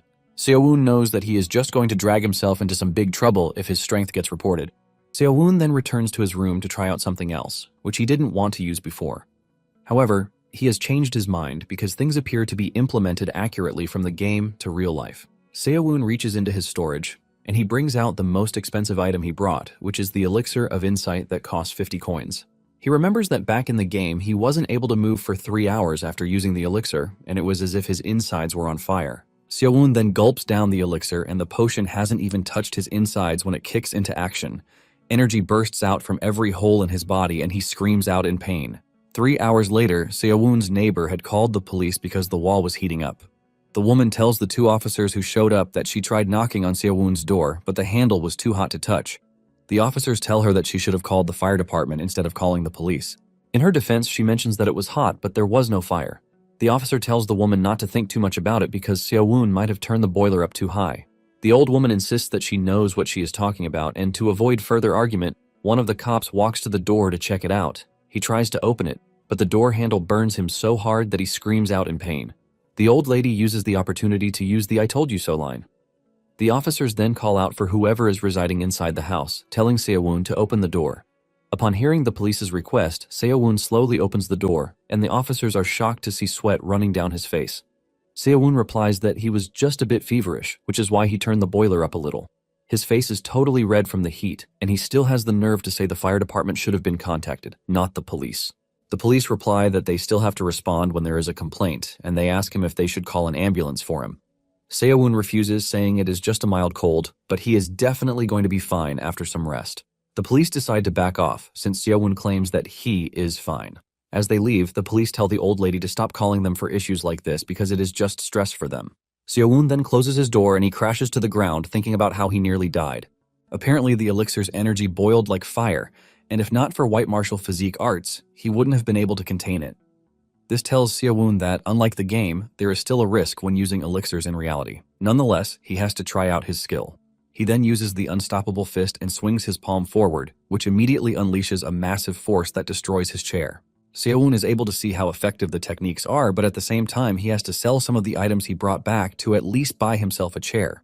The next day, Seo-woon heads to a public gym in an attempt to polish his skills, but he soon realizes that it was a mistake because it is too crowded. He is in the middle of his training when he spots some high school delinquents. The leader of the group is smoking a cigarette, and an old man walks up to him, telling him that it is not right for students to smoke. The dude rudely tells the old man to screw off because even his own parents don't say anything about him smoking. The old man continues by saying that the delinquent's parents must have done a bad job raising him.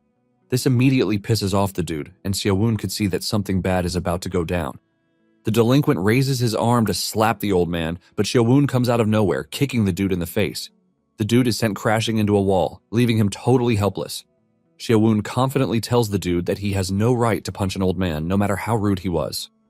Just then, a big dude, who is also a delinquent, appears on the scene, and Seo-woon realizes that he just made everything more complicated than he planned. Apparently, the dude Seo-woon just kicked is the big guy's younger brother.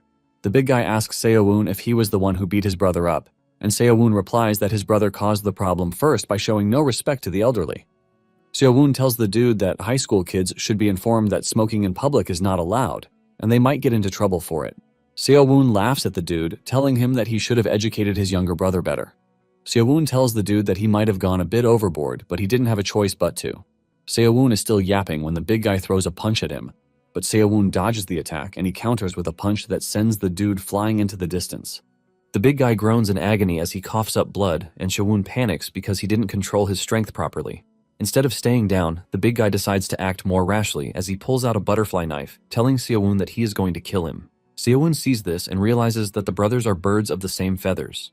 The big guy rushes towards Seo-woon and takes a swing at him, but Seo-woon dodges the attack. The dude takes another swing, but Seo-woon easily dodges the attack.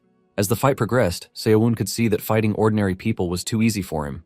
Tired of the dude swinging around, Seo-woon goes low and kicks the dude in the foot to knock him down. Before taking a punch at the dude, Seo-woon figures out that he has to control his strength because if something goes horribly wrong, he is screwed.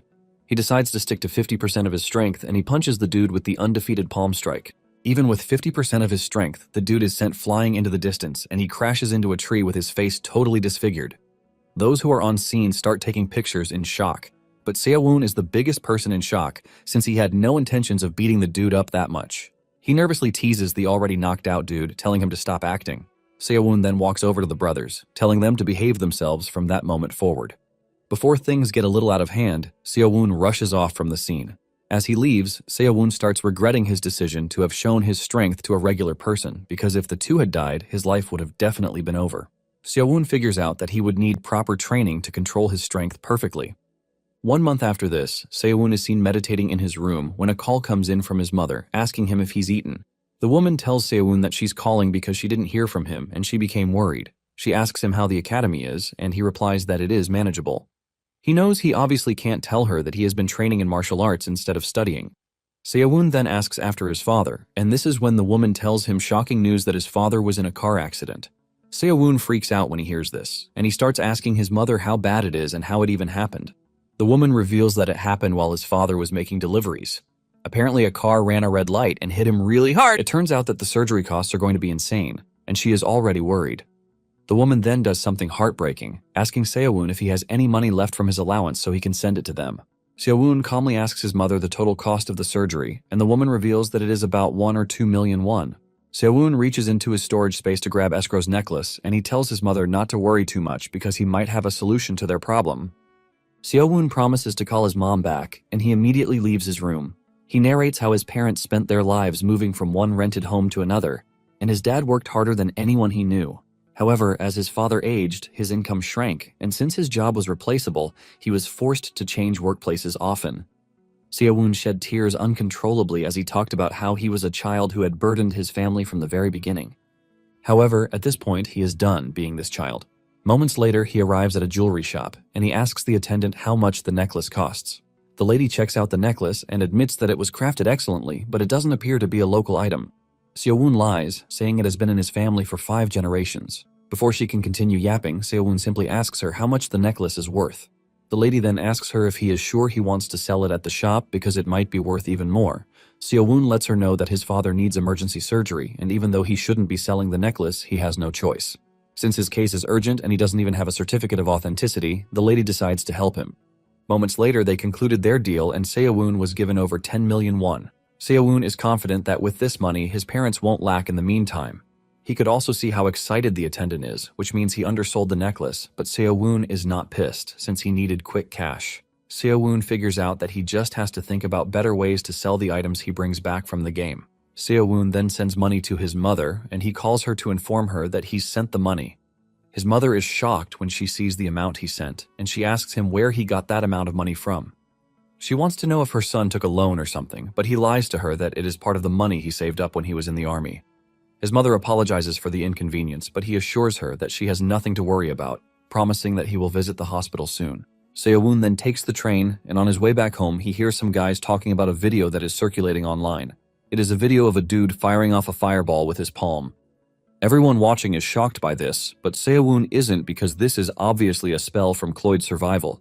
However, cold sweat runs down his face when he realizes that he is not the only one in Korea who has been taken into the game. Suddenly, the video gets deleted again, and the dudes talk about how the video kept getting deleted after it was uploaded. Meanwhile, an agency is seen fretting about the videos that keep getting uploaded. The boss asks his subordinates what is going on, and they let him know that the number of survivors has surged dramatically, which has made it really hard for them to track all of them. The boss angrily throws an ashtray at the dude who spoke, telling him that the number of agents should have increased alongside the new survivors. In addition, he wants them to bring in the dude who is always uploading the video, since it appears that he is an attention seeker. The dude assures his boss that he would, and the boss yells at him, telling him that he should stop bleeding because if he bleeds on his carpet, he is going to kill him. Another agent attends to the bleeding dude and starts healing him with his power. In the end, the boss screams at his underlings to get going so that they can get everything under control. Another month later, Seo-woon has not stopped training for once, and during this time he has gathered a good amount of inner energy, which he has even gotten used to too. However, his biggest issue is that with his current inner energy, he can only summon one shadow clone, and the duration is not very long either. Nonetheless, Seo-woon uses his clone as a training partner, offering an efficient way to do things. However, the training time doesn't take too long, since the clone vanishes fast. Seo-woon is disappointed because, back in the game, he was able to control 8 shadows at once when he was fighting Centurk. He wonders if he used too much inner energy in the last battle because his Dantian is pretty pitiful in comparison. After that night's training, Seo-woon decides to just head back home to continue cultivating because there is no point sulking about what has happened. He notices that he is a bit hungry after the training, and he decides to check the subspace to see if there is anything useful that he put inside. Seo-woon is going through the storage space when a bright light suddenly hits him, and he is transferred into the game lobby, where other players are already waiting. Seo-woon looks around and realizes that there are a few people who look confused compared to his first time in the game world. Seo-woon is still wondering if he has landed in the game world when he sees a thank you message on the screen. The system reveals that the tutorial for the game will now be explained. Seo-woon is surprised that there is a tutorial because it was skipped the last time. Seo-woon smiles, since this means that there are more beginners this time around. Seo-woon looks up to see a high school dude sitting on the giant statue. From his uniform, Seo-woon could see that the dude was a high school student from Korea. Seo-woon ignores the dude because he is basically trying to aura farm for attention, which is typical of high schoolers in the modern era. However, Seo-woon believes that the dude has played the game before, but can only hope that the dude is not as strong as Nam. Moments later, they are informed that there are 200 players participating in the game, and the lowest difficulty is just to get into the top 200. The map that has been chosen for the game is the Valley of Contras, and rewards will be distributed starting from rank 20. When Seo-woon sees this, he realizes that there is no risk of failing. And since there is no risk of failing, Seo-woon figures out that he is just going to play the game like a psycho. After the tutorial was done, Seowon was already expecting that they would be thrown into the game, but something shocking happened. The system informs the players that it is going to be a duo game, and they are to find someone to conduct a duo registration with. Basically, the game is going to continue until one team is alive, and even if only one player lives till the end, both players in the team will get the reward. Another notification pops up, telling the players that they have 5 minutes to create a duo or play the game solo. Seowon figures out that there are more people this time around, which is why they made it a duo game. Seowon doesn't exactly believe in picking a teammate because if one's teammate ends up being trash, it would just become dead weight. Seowon immediately thinks of the high schooler, saying he is going to be a good player. However, by the time he looks at the top of the statue, the dude has already vanished. Since it has come to this, he decides to just find anyone he can duo with it. He starts walking around asking other players to be his duo, but most of them have already gotten themselves a partner. Seowon looked around so hard until the timer ran down, but he couldn't find anyone. Since it has come to this, he decides that it is better he face the game solo. Without wasting time, the game begins, and they are all deployed into the game. From the sky, Seowon notices scattered villages around the valley that look good for looting, and he picks one of them. Seowon plans to land and wipe out anyone who comes after him. The moment he hits the ground, he looks around to see 3 teams landing close to his position. Seowon doesn't waste time before dashing towards one of the landing zones because after the first game, he started replaying the whole thing in his head. He had conducted countless mental simulations for the second game, which is why he had been waiting for the game. One player is busy suffering from motion sickness when Seowon appears behind him, punching him so hard from behind. The dude screams out in pain, asking Seowon why he is attacking him, but Seowon ignores him and knocks him out completely. Just then, the system tells Seowon to finish off the opponent because his teammate has a chance of reviving him. Seowon is impressed that the game has such a nice system. Just as he finishes off the guy, his teammate appears out of nowhere. The opponent appears to be a tank, and he lunges really hard at Seowon, sending a chill down his spine. Seowon is sent crashing to the ground, but he manages to maintain a good stance to avoid falling over. The enemy is covered in armor and has a lance as his weapon. He asks Seowon if he was the one who killed his teammate, but Seowon just ignores him so he can assess the situation. From the look of things, he figures out that the dude appears to be someone who specializes in close combat. Due to the nature of his skill, the unstoppable fist that relies on bare hands, the most important thing to consider is how to deal with opponents armed with bows, spears, or swords. In reality, there is no way to face such weapons, and Seowon has been practicing his technique via image training. Instead of begging or even getting scared, Seowon is smiling because he finally has the chance to try out the technique. The enemy then attacks with his lance, and Seowon lunges toward him. Just as the pointed lance is about to hit him, he uses his palm to sway the weapon to change the direction, giving him an opening to his opponent. The player is shocked to see Seowon easily changing the trajectory of his attack.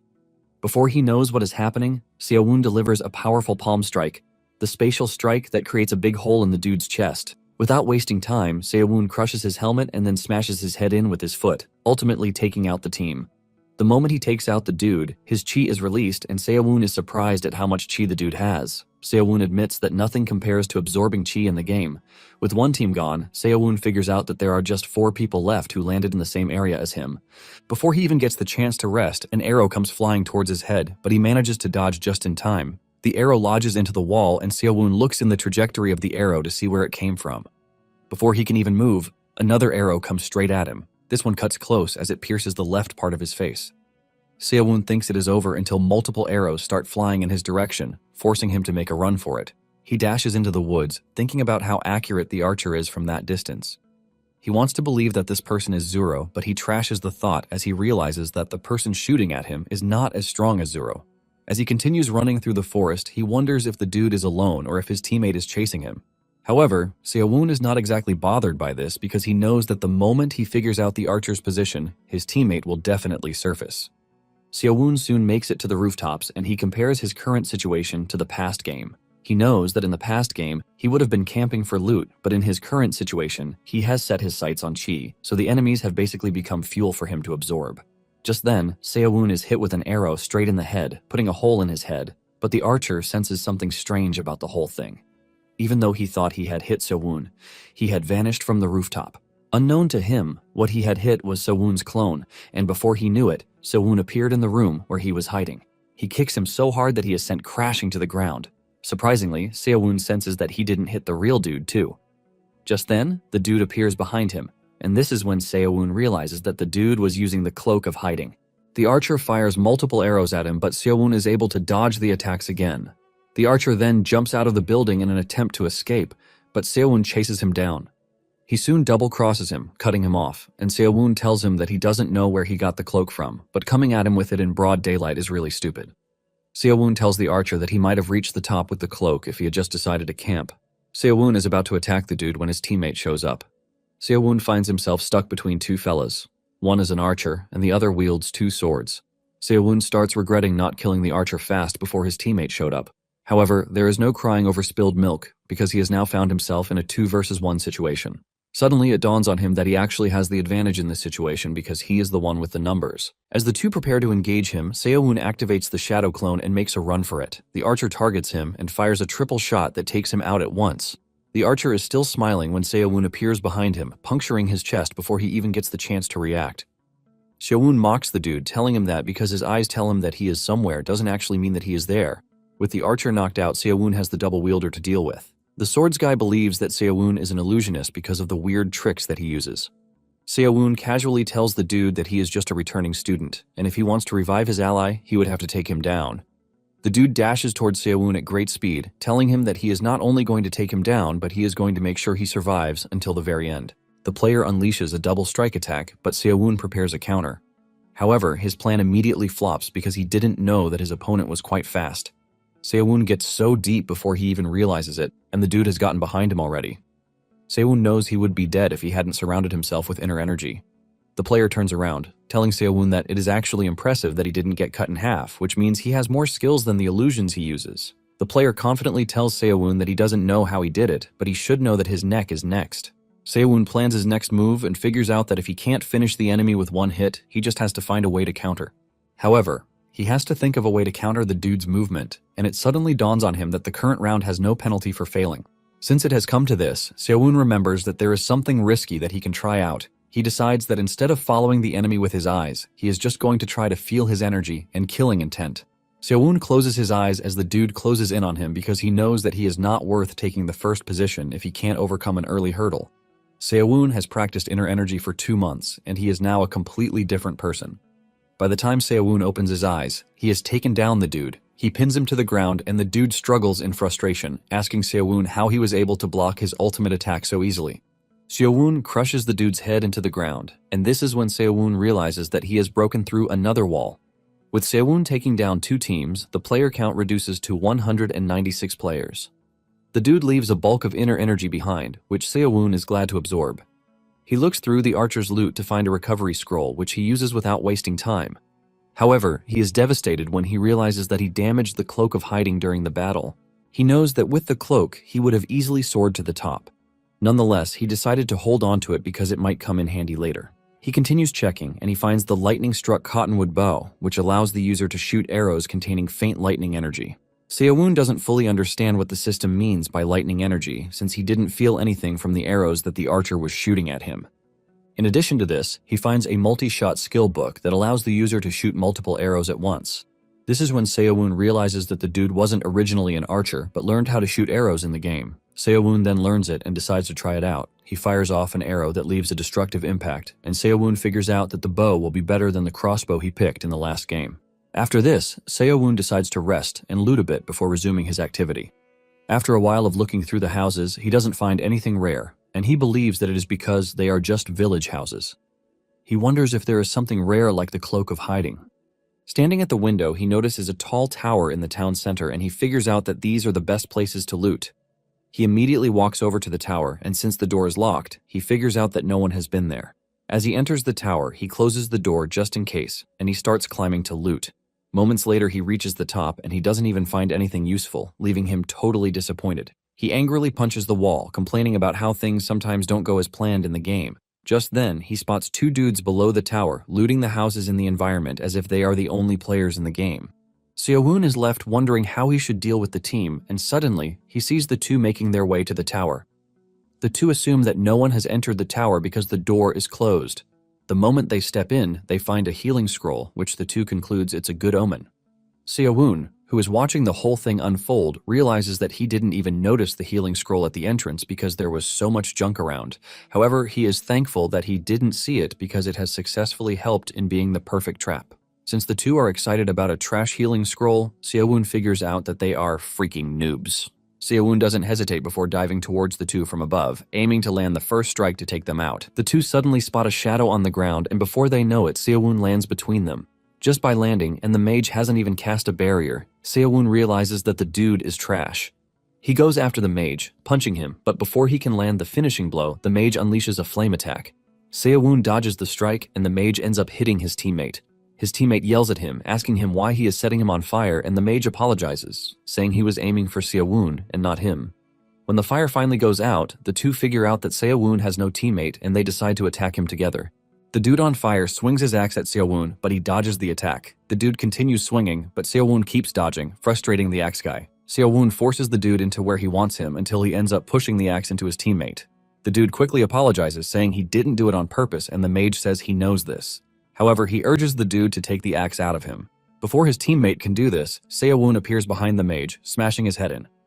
Seo-woon mocks the dude, thanking him for allowing him to get the last strike on the dude. Seo-woon wanted to kill them both with one strike, but the dude with the axe had armor covering his chest. With the armor off, Seo-woon wonders if he is going to be faster because guys like him have an armor debuff. The axe guy angrily swings at Seo-woon, but he leaps into the air to dodge the attack. The axe dude watches in horror as Seo-woon descends on him with a kick to the head. Seo-woon returns to the air, and the dude confidently tells Seo-woon that he won't be able to stay in the air forever. The moment Seo-woon comes into his range again, the dude unleashes a powerful aura strike that cuts through Seo-woon and almost cuts through the building. Seo-woon admits that the dude's strength is incomparable, but Seo-woon tells him that he can't make his way out of this situation with just brute strength. The player angrily lunges at Seo-woon, telling him that he would like to see him run his mouth when he is dead. Seo-woon manages to block the strike, and the battle intensifies between the two. Unknown to the axe guy, he is actually fighting a clone. The real Seo-woon is behind him, mocking him for fighting a shadow. Seo-woon steps out of the building, and this is when the player notices him. He yells at him, asking him when he got there. But Seo-woon ignores him and focuses on the building that he almost cut in half with his axe. Seo-woon teases the dude, asking him if he is not curious about what is going to happen if he kicks the building. Seo-woon kicks the building with force, and the dude is still asking stupid questions about who he is fighting. It soon dawns on him that the dude he is fighting is not real at all. He screams out in fear as he sees the tower coming down on him, and he begs Seo-woon to save him. The tower crashes on him, killing him on the spot. It was after Seo-woon killed the dude that he realized that he didn't even get the kill because he died under the rubble. He calls himself a retard for not thinking this through, but fortunately for him, the chests still appear from under the rubble. Seo-woon is glad that the chest spawned because he would have just wasted a lot of time digging around like a dog. Seo-woon then starts going through the chests and he finds a bunch of good stuff from rings to manuals. After he is done looting, he figures out that it is time to move. He even found a mage's robe that blocks wind and rain but offers no defense. He realizes that the zone is moving and he marks the center of the map so he can make his way there. After checking the rest of the houses and he doesn't find anything, Seo-woon leaves the area. Even though the distance was quite far, Seo-woon was able to travel faster because he had mastered the same technique the old man used. Moments later, Seo-woon gets to a location where he is informed that he has entered a monster spawn zone. Apparently, on certain maps, there are specific zones where monsters appear. In addition, a boss monster will appear, and if a player successfully hunts the boss monster, a special item will be dropped. Seo-woon realizes that there are more monsters in this game than in the previous one, and he berates the game for not passing such information beforehand. It turns out that there are also buff monsters aside from boss monsters, and these buff monsters grant players special buffs for a limited time. Suddenly, he gets hit with a loud screech that forces him to cover his ears. It turns out that two players are engaging monsters close to him, and Seo-woon manages to sneak up on them while they are distracted. He realizes that the two are a combination of a mage and a martial artist. Seo-woon aims down his bow, ready to take out one of them. The two players take out monsters while fighting back to back. The swordsman uses his sword skills to cut down the monsters, while his teammate, the mage, shoots them down with lightning. Suddenly, an arrow flies toward their direction, and it barely misses the mage. The mage immediately figures out that they are being ambushed, and he tells his teammate to ignore the monsters so that they can fight the player ambushing them instead. However, the swordsman refuses, saying they are almost done with the monsters, so they should just wrap it up before focusing on the player who is ambushing them. The mage yells at him, telling him to forget about the reward first because they are about to be screwed over by another player. Seo-woon realizes that the two are suffering from an internal conflict, and he decides to prey more on this. He fires more arrows at the team, which is accompanied by lightning. The mage manages to block the attack, and the swordsman tells him to cast another barrier. The mage yells at him, saying he is aware of this, and he quickly puts up another barrier. However, he doesn't think his barrier will be able to hold out, and he suggests that they run away. The greedy swordsman refuses, saying that if they run at that moment, they are basically going to lose all the reward for slaying the monsters. He tells the mage that this is too big a loss, so it is better that they finish up the monsters so that they can continue moving. Just then, the mage's barrier breaks, and he decides to put up a defensive wall. The swordsman sees this and screams at the mage, asking him what the hell he is doing. Seowon is actually happy that the mage put up a wall because this just made things better for him. Inside the wall, the mage tells his partner that instead of just wasting mana casting barriers, he believes that it is better to put up a wall. The swordsman tells the mage that this only makes it worse because they also can't figure out where Seowon is. The mage argues that Seowon won't be able to get over the wall, but the swordsman lets him know that he just announced their location to the enemy. The mage tells him that they just have to continue fighting until the wall comes down. While they are still busy fighting monsters, the swordsman tells the mage that he is going to disband the team if he does something stupid like that again. Just then, the wall shows how useless it is when a ton of arrows descend upon them. They manage to survive the first wave, and the swordsman asks his partner if he can get rid of the wall quickly, but he reveals that it takes about 5 minutes. On the outside, Seowon pulls out a magic explosion scroll that explodes 10 seconds after use. He activates it and connects it to one of the arrows. He counts to 5 before firing the arrow into the wall. The two are busy having a stupid discussion when the arrow lands between them, unleashing a massive explosion that shatters everything on impact. One of the serpents dashes towards Seowon after the explosion, but Seowon one-shots the monster. Moments later, the mage emerges from the rubble, but he wishes he had stayed dead because he only raised his head to Seowon's arrow. Seowon thanks the dude and the mage for voluntarily pulling up a wall because this is why he is going to be eating well. The dude knows that he is dead, and he just closes his eyes as Seowon fires an arrow through his head. The chest then appeared immediately, and Seowon figured out that the mage had already died in the explosion. He looks through their loot and finds a 7-star cultivation art manual, which is the foundation of the 7-star sword art. The system asks him if he would like to replace the white physique arts with the 7-star cultivation art, but Seowon refuses. This basically makes the manual useless to him, but he is thankful that not all the loot is useless. He finds Tokar's ring in the dude's chest and realizes that this was how the dude survived the explosion. After this, Seowon checks the rubble to find the mage's chest. Seowon celebrates when he opens the chest to find Escrow's necklace. He also finds a grimoire, which is too high tier for him to learn. After he is done looting, he wipes out the serpents that were giving the two trouble. He is disappointed that the two were struggling against the monsters. After killing the monsters, he realizes that they dropped items. He picks it up to find out that it is called Tears of Lamia, and it is a material that is used for various magic experiments or for crafting items. He also finds Tyron's necklace, which slightly increases the user's agility. He knows the necklace is pretty useful, but he has no idea what the tears are for. Seowon then finds a place to cultivate inner energy while thinking of killing the buff monster so he can get the advantage. However, he needs to know if he is even strong enough to take on the boss monster. In addition, he has to know if the other players have the same thought process as him. On the second day, Seowon checks the player count and realizes that 60 people have died already. And among the 60, he got only 8 kills, which he considers not impressive. Seowon then decides to move toward the marker he placed at the center of the map. As he walks through the hot desert, Seowon starts missing the nice weather he enjoyed in the first game.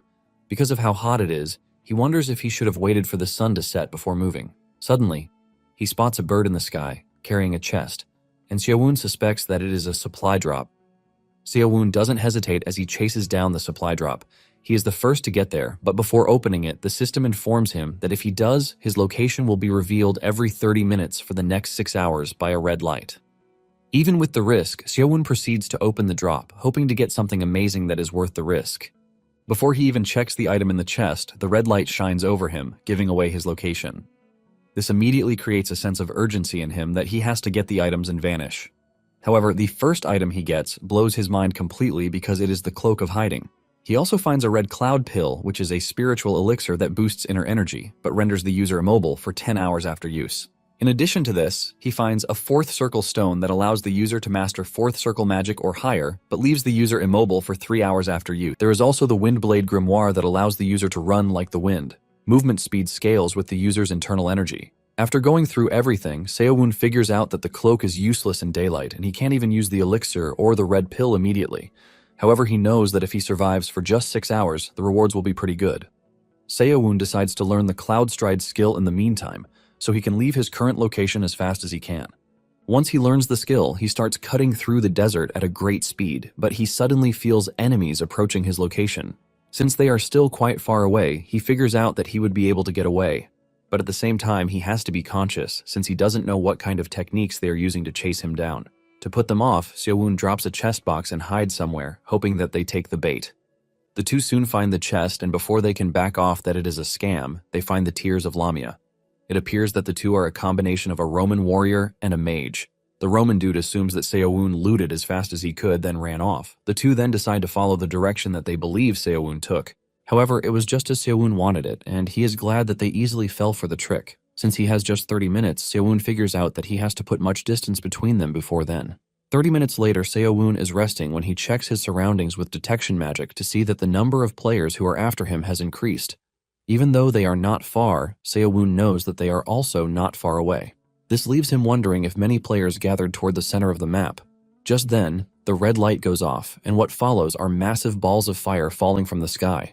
Before the fireballs hit, Seowon dashes out of there, but barely. This is when it dawns on him that the players are already catching up at an alarming speed. He wonders if they are using some sort of movement technique.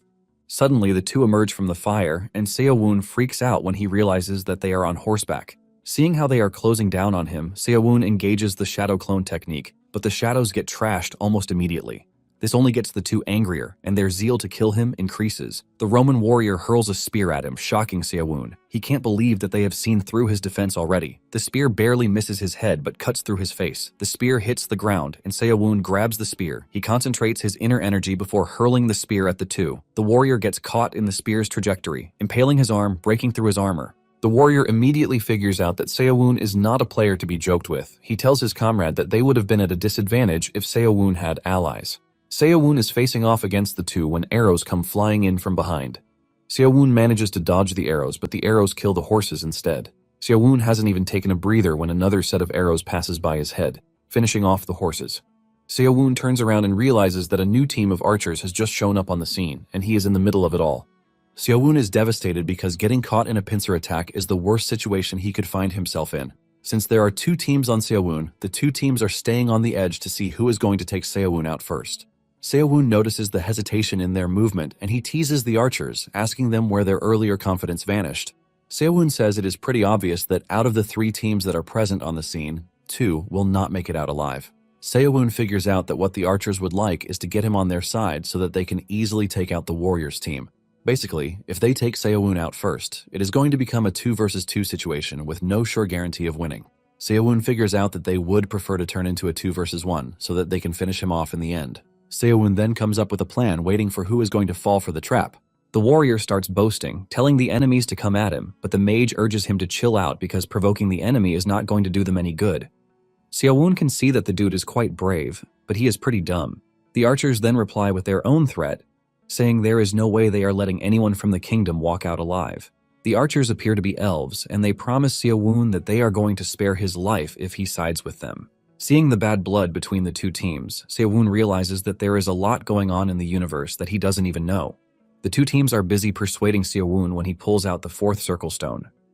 Seowon tells the mage that he basically knows how important the stone is. He also turns to the elves, saying they can sell it for a fortune too. Seowon shocks them by placing the stone on the ground and revealing his proposal. He tells them that whatever team wins will get the stone. Seowon claims that it is a fairer way than him picking a side. Once he is done pitching his proposal, Seowon leaps out of the way, leaving the two teams to fight each other. Deep down, Seowon uses the circle stone as bait because there is no way anyone has the time to use a circle stone within 6 hours. He considers it a small price to pay to stall 4 people at once. In addition, whoever survives is going to come after him, so he can just take back the stone then. As he runs through the desert, he realizes that he still has 5 hours left for his location to keep showing on the map. Minutes later, he arrives at the center of the map where he had marked. It turns out to be a deep canyon, and he is worried that a boss monster might even appear from underneath. Just then, the red light shines on him again, and this is when he realizes that it's been 30 minutes already. Before he knew it, the dudes he had shaken off earlier showed up on the scene.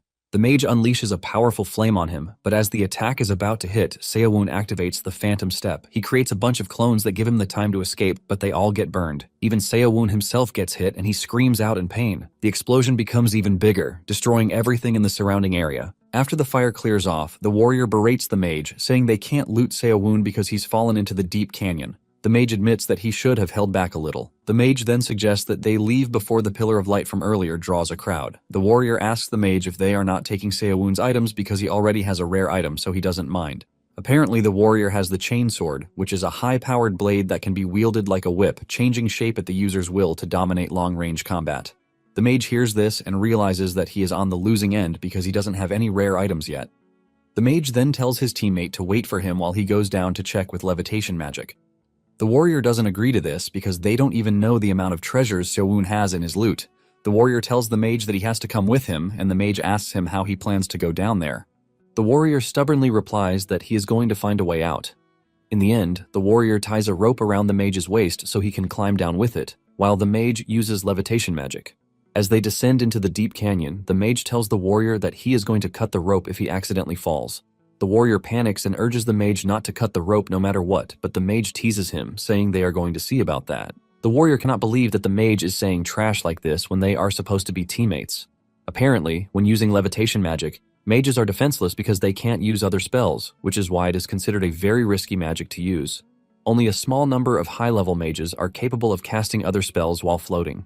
The two continue steadily, and the mage tells the warrior that they are almost at the bottom, but the warrior yells at him, saying it is easy for him to say since he is not the one who is at risk of falling. The mage reminds him that he was the one who insisted that he wanted to come. Suddenly, the warrior feels the rope slacking, and he screams out in fear. He quickly grabs onto the wall while yelling at the mage for doing something so dangerous. However, by the time he turns around, his partner has been murdered. The upper body has been severed from the main body already. Since the dude has no use again, the warrior cuts him off and the mage's body falls into the water below. This is when the warrior realizes that below the canyon is a lake.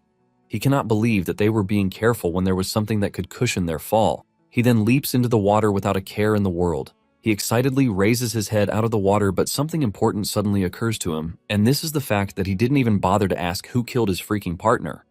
Before he knows it, Seo-woon is already onto him, and his main body is still submerged in the water.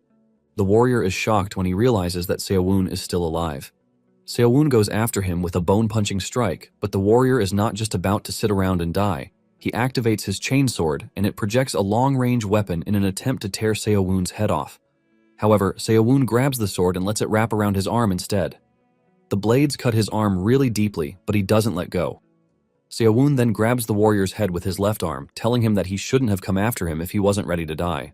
With a powerful force, Seo-woon pushes his head deep into the water before releasing inner energy to shatter the warrior's head. Seo-woon's kills are immediately updated on the kill feed the moment he wipes out the team. After this, he drags their chests out of the water, and seeing how heavy the chests are, Seo-woon realizes that it would be best if he stayed away from fighting underwater.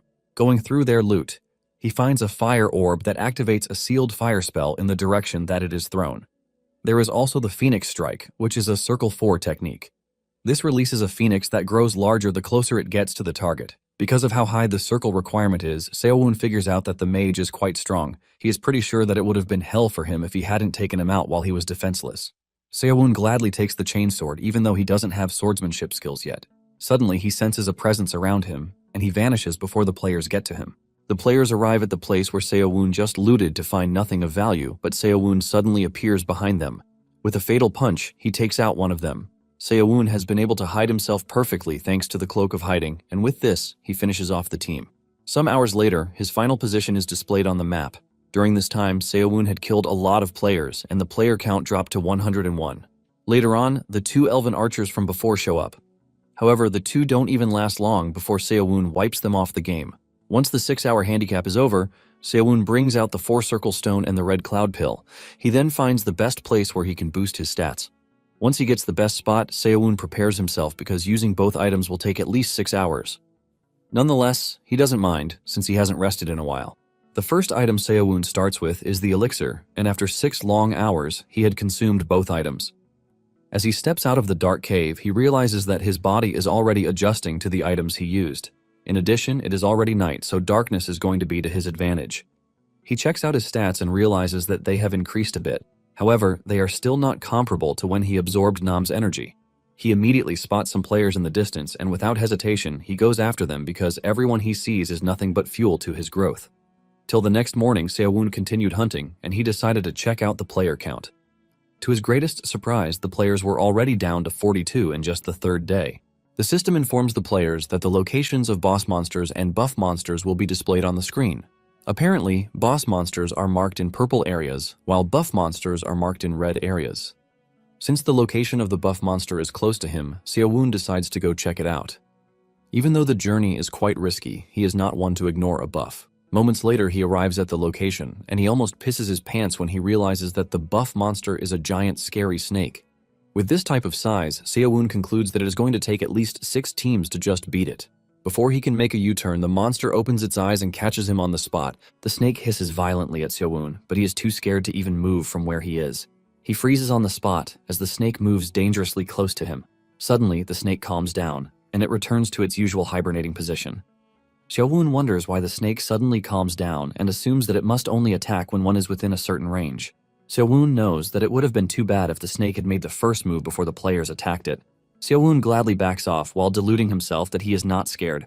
Minutes later, Seowon hasn't run into any player, and he can't believe that players are already playing it safe just after 3 days.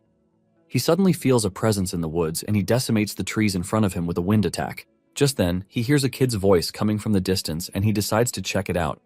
Surprisingly, he finds a scared kid in the middle of the bush, and Seowon apologizes for scaring him.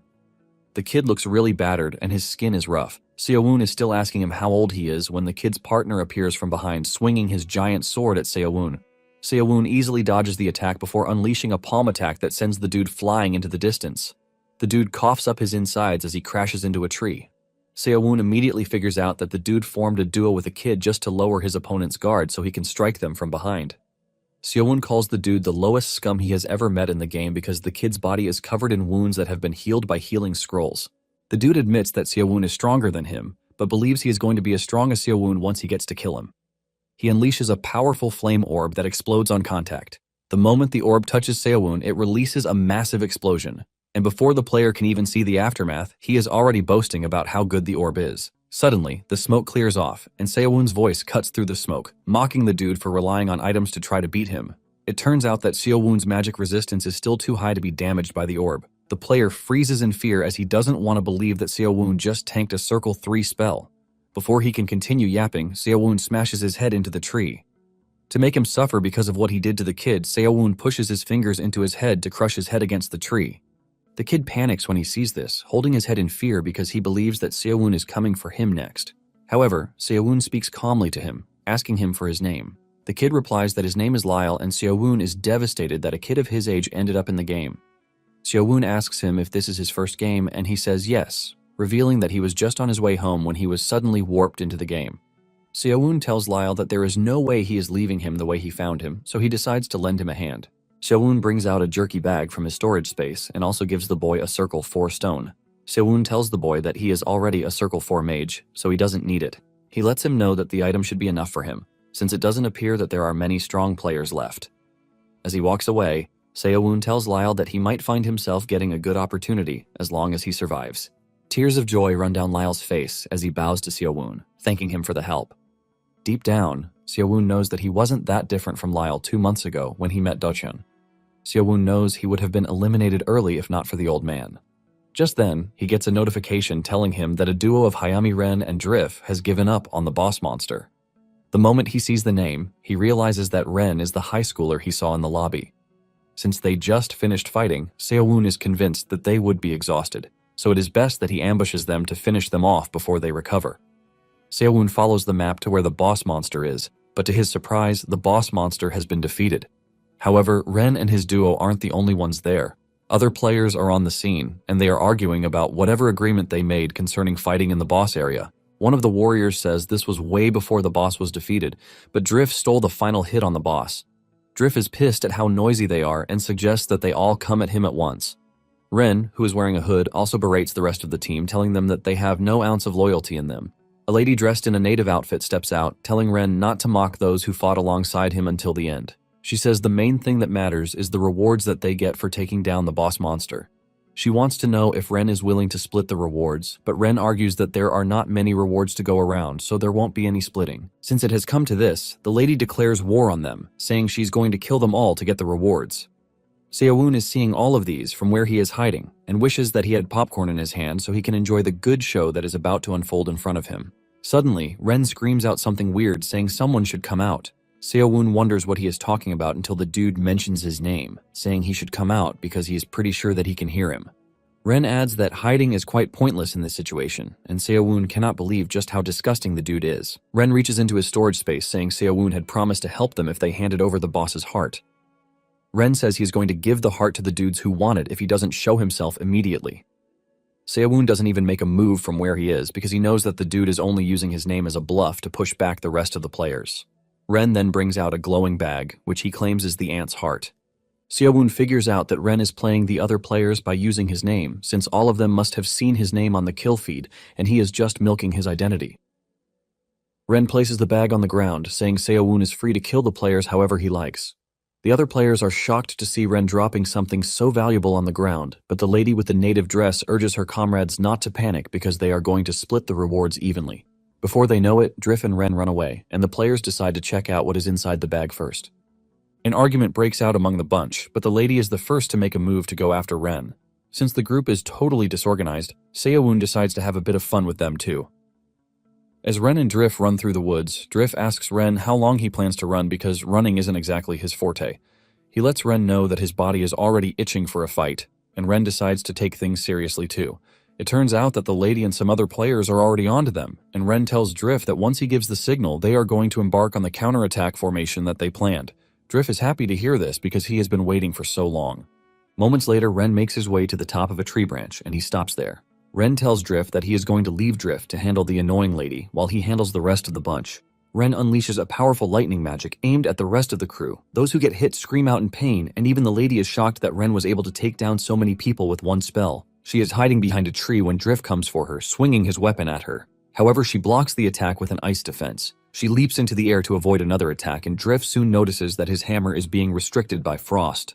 Drift berates the lady for using such an annoying technique on him. Drift manages to break free, and he leaps toward the lady, but the lady uses a more advanced ice spell that shatters his fingers. Realizing that the lady is about to finish Drift, Ren unleashes a lightning attack on her, but the lady redirects the electricity into the ground, showing just how strong she is. The lady boasts about this, revealing that by coating her body with inner energy to temporarily reduce damage and controlling the flow of chi, she can redirect the electricity into the ground. Even though it requires advanced inner energy control, it means nothing to her, since she is quite capable. Meanwhile, as they yap, Drift is groaning in pain. The lady assures Ren that she will be the one to kill him because she's seen through his skills already. She leaps toward Ren, and Ren unleashes another lightning attack. The lady confidently tells him that this won't work as she redirects the electricity into a tree. Ren freaks out because he has never seen someone nullify magic the way she is. Since she is already getting close, Ren figures out that they would have to settle everything via close combat. He reaches into his storage space and whips out a sword, which he swings at the lady. She manages to block the attack, but she is overwhelmed with the shock that a mage can also use martial arts. Ren pushes her away, and just then she gets a notification that her ally has been killed by Seo-woon. This leaves her open, giving Ren the chance to push a sword into her. She leaps backward in pain, clutching her chest, and Ren tells her to die in peace because she's reached the end of the road already.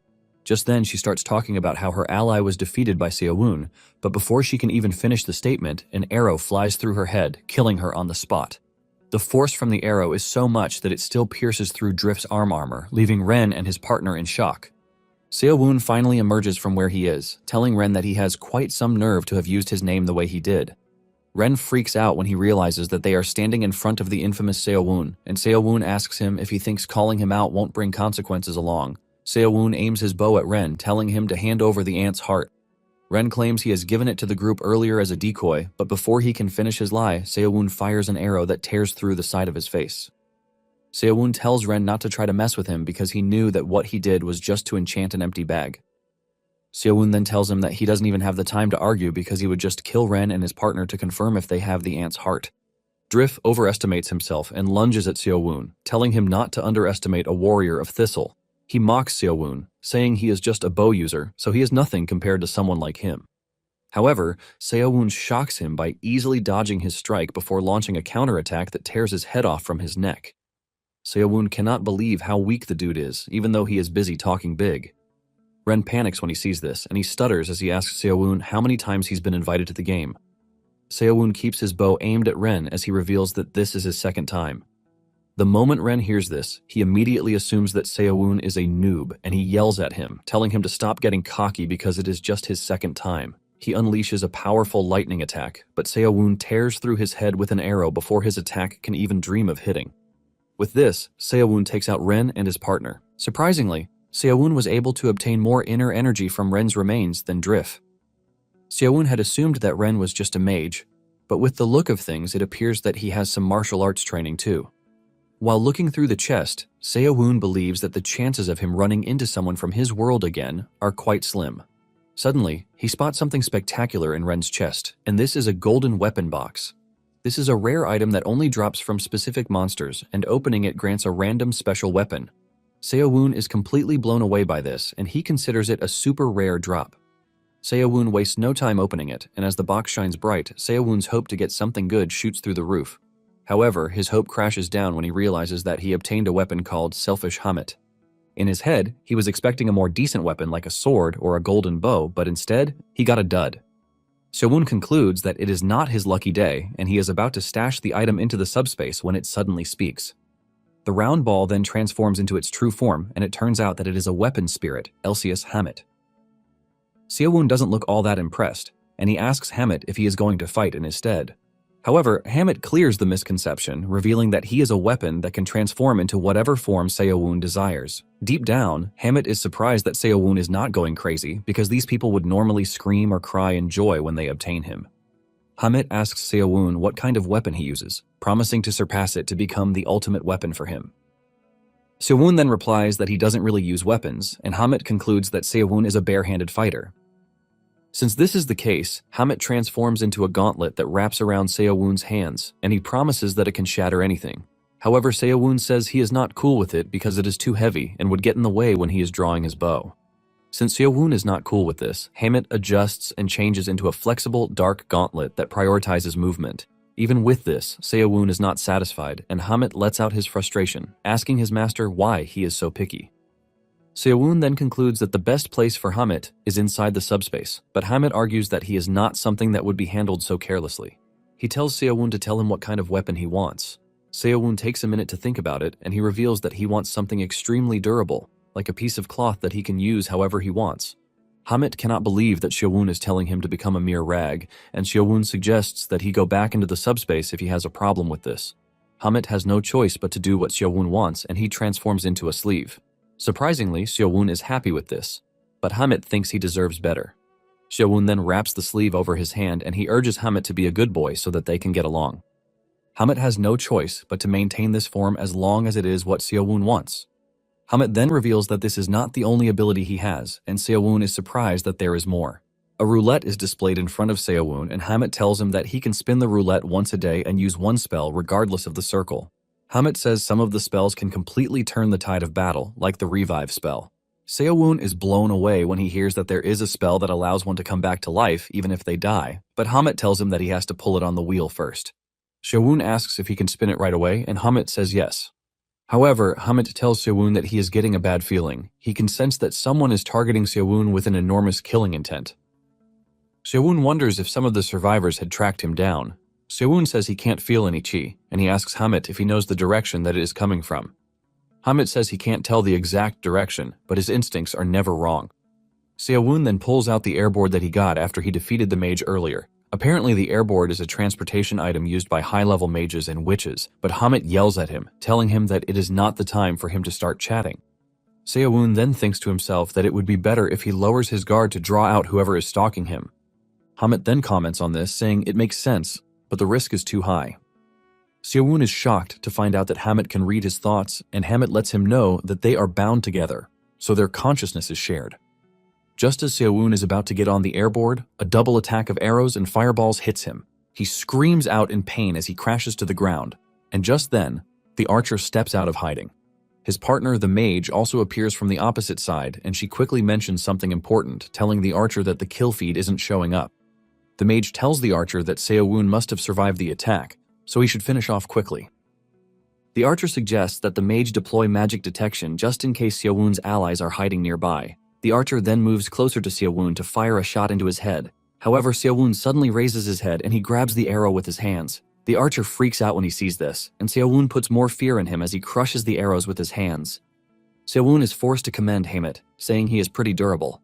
The archer leaps backward while telling his partner to use all of her magic on Seo-woon, but Seo-woon lunges toward the dude as he pulls out the chainsword from his storage space. Before the archer knows what is happening, the chainsword has cut through his neck already. As he loses his life, he can only wonder if Seo-woon fired an arrow from a distance. His partner, the mage, sees this, and she immediately gets on her broom to dip out of there. Seo-woon is left in awe because this is the first time he's seen someone escape on a broom. Hamet tells him that this is what high-level witches usually do, and Hamet asks if he is not going to chase her down. Seo-woon says he has no interest in going after her because she doesn't even look strong. After he is done looting, Seo-woon concludes that the game is going to end in 2 days because of the low number of players that are left.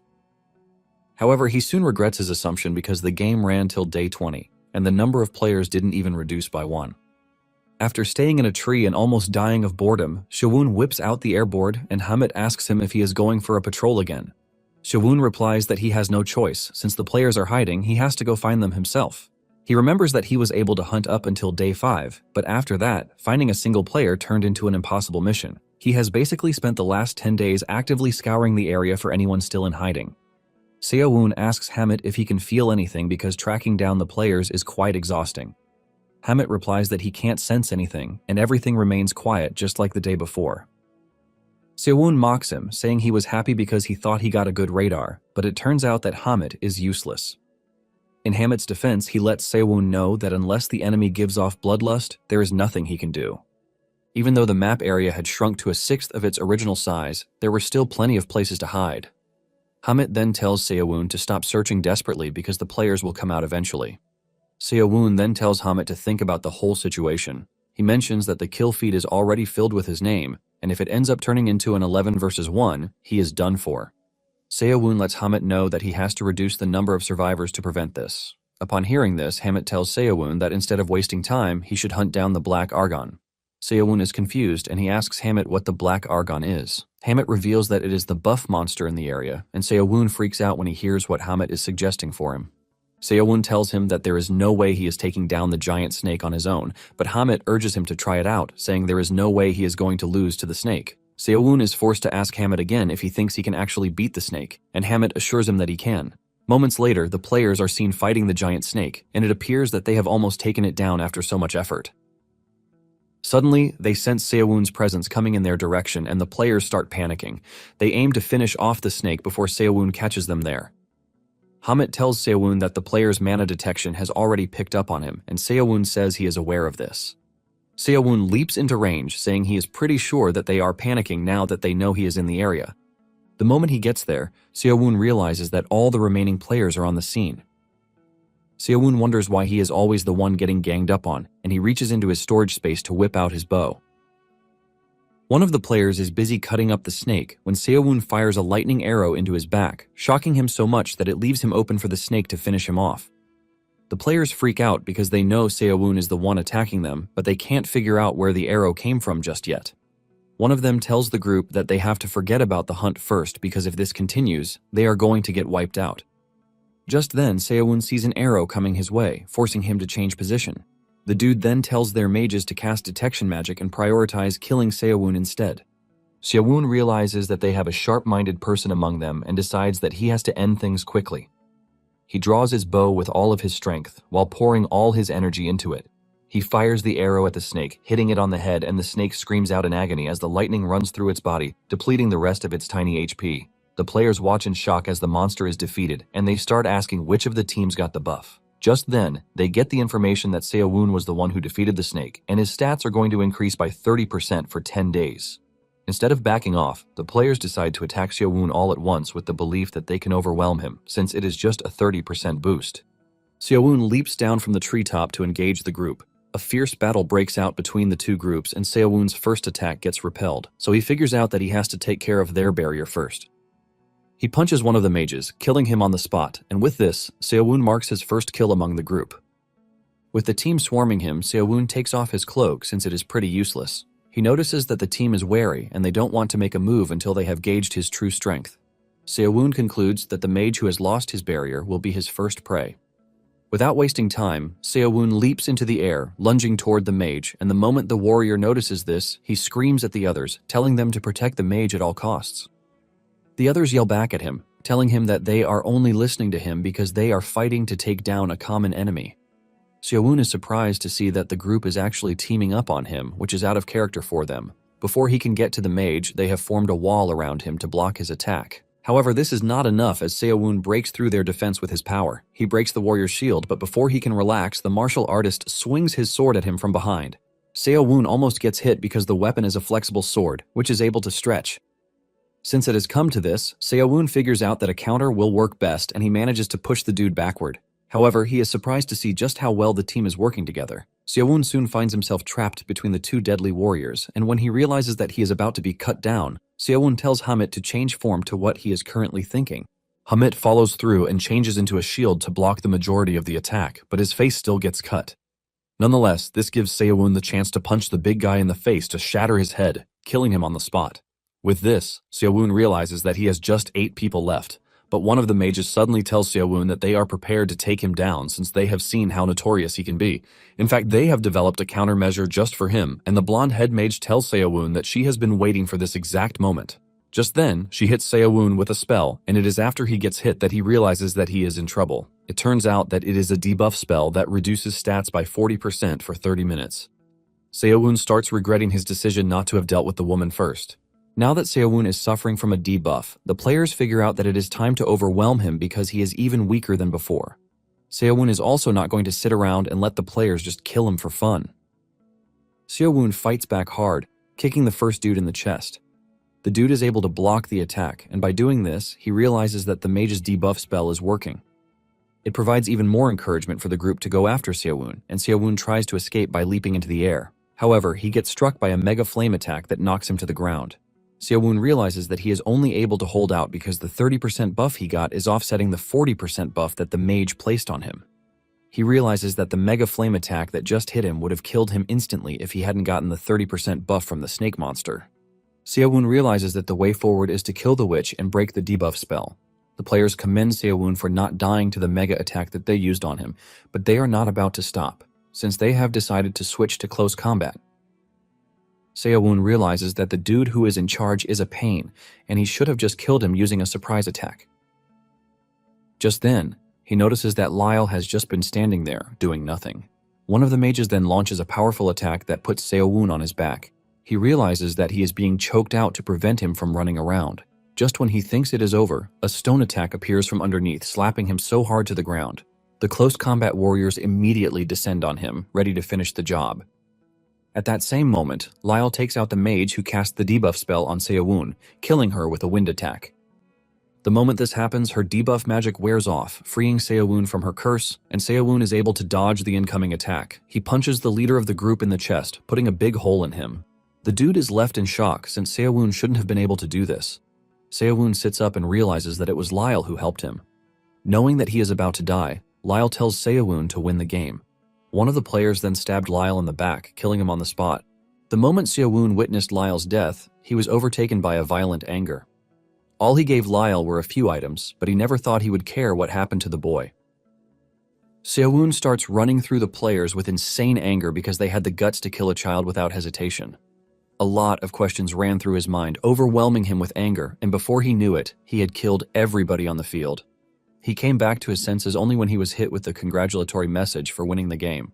Seowon is shocked that he actually emerged as the winner of the game, but suddenly it dawns on him that there is so much chi in the area that he can absorb. He tries to absorb the chi and even loot the chests, but the game stops him, telling him that the game has ended. He is informed that he gained 240 coins and he achieved the most kills. In addition, as a bonus, an additional 100 coins have been awarded. Because he reached the top 5 twice in a row, he has been given an additional 15 coins. Seowon is blown away when he realizes that he has been given 355 coins because in the first game, he only managed to earn 140 coins. Hamit starts glazing himself, saying it was thanks to him that Seowon won. Seowon admits that he was useful but lets him know that he was kind of mid. Apparently, Hamit costs 100 coins to purchase, and Hamit urges Seowon to buy him.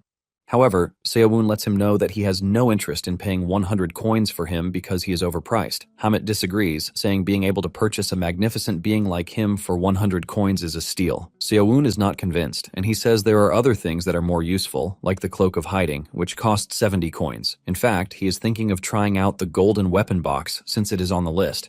Just then, the system reminds him that he can spin the roulette, since he is part of the top 5 players. However, as the winner, he gets to spin the roulette 3 times. Seo-woon hopes that he gets something good on the first attempt, and Hamit hopes that Seo-woon pulls him instead. Just like the first time, Seo-woon pulls Escrow's necklace, but Seo-woon doesn't cry too much about it, since it is not entirely a loss. Seo-woon then starts the second spin, and Hamit is the happiest being on the planet as Seo-woon pulls him on the second draw. Hamit celebrates this like a mad person, since he won't have to go back inside the annoying box again. Seo-woon, on the other hand, is not really happy, since he was hoping to get the weapon box instead. However, he doesn't see it as a bad deal, since he gets to save 100 coins. On the third spin, Seo-woon gets a fragmented secret tome, which is priced at 60 coins. Seo-woon is surprised that it is quite expensive, but he wonders how many more of the items he has to get until he gets them all.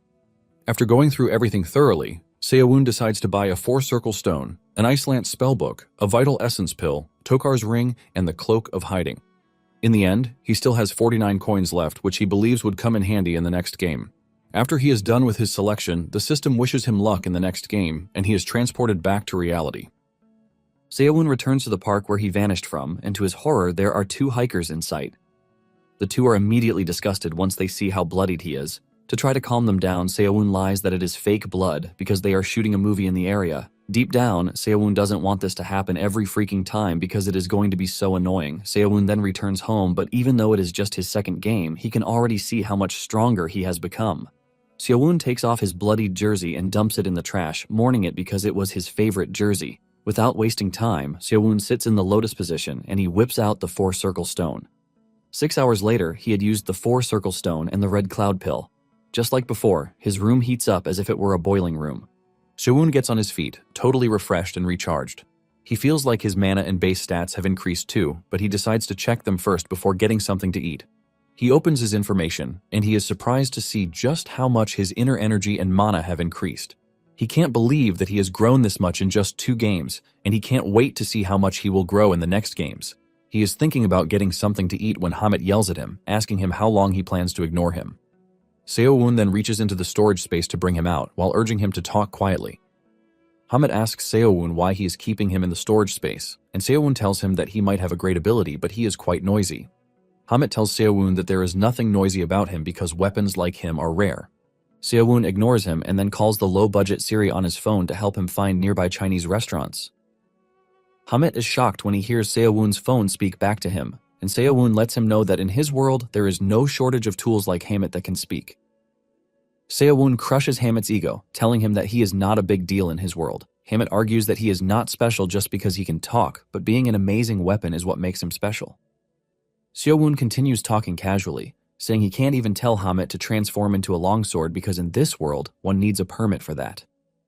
This leaves Seo-woon wondering what it is he should do with Hamit. Hamit reminds Seo-woon that he can just transform into a sleeve to wrap around his hands just like in the game, but Seo-woon disagrees with this, saying people would believe that he is weird if he walks around with a cloth wrapped around his hand. Hamit transforms into a robe and asks Seo-woon what he thinks of this, but Seo-woon tells him that this is even worse. Seo-woon is about to throw him in the subspace when he transforms into a necklace. Seo-woon then tells him that he can work with the necklace, and Hamit heaves a sigh of relief. In addition, the necklace comes with a killing intent detector, and just then, Seo-woon's order arrives at the door. Moments later, Seo-woon is done consuming the food. Seo-woon is glad that he finally got to eat something good because he's been eating nothing but dried meat for ages. Hamit asks him if the food is good, but Seo-woon reminds him that he can't eat, so he has no reason why he should be asking. Hamit then says he is only curious about a heartless master like him. Seo-woon then gets up, saying he has to go out. Hamit asks him where he is going, and Seo-woon reminds him that he is coming with him, so he sees no point in answering this. Seo-woon then makes his way to the internet cafe where he used to game. The attendant is surprised to see him after a long while, and he asks him if something happened to him. Seo-woon claims he's been busy getting ready for school and only decided to pop in to take a break. The attendant tells him that they are holding a Loyal Ground tournament next week and wants to know if he is interested in joining in. Seo-woon replies that he has found another interesting game, so he's dropped Loyal Ground. As Seowoon sits down in front of the system, Hamid asks him what LOG is, and Seowoon tells him that it is a low-budget version of Cloyd Survival. Seowoon knows that there is no way LOG can satisfy him again after he's had a taste of Cloyd Survival. The reason he came to the internet cafe is that he is trying to see if he can match up with Ren, the high schooler he found in the game. He is pretty sure that there are other players in the real world, and there are going to be attention seekers too. With what he's found out, it appears that the players interact via the dark web, and this is where he wants to surf. While going through the adult site link, he finds the survivor's message board, which catches his attention. The moment he clicks the icon, he is slapped with a big question, asking him if he is a survivor. With sweat running down his face, he clicks the yes option, while wondering what he had gotten himself into. Seowoon is surprised because the site design even resembles the game's interface. This tells him that whoever built the site is definitely a Cloyd Survival veteran.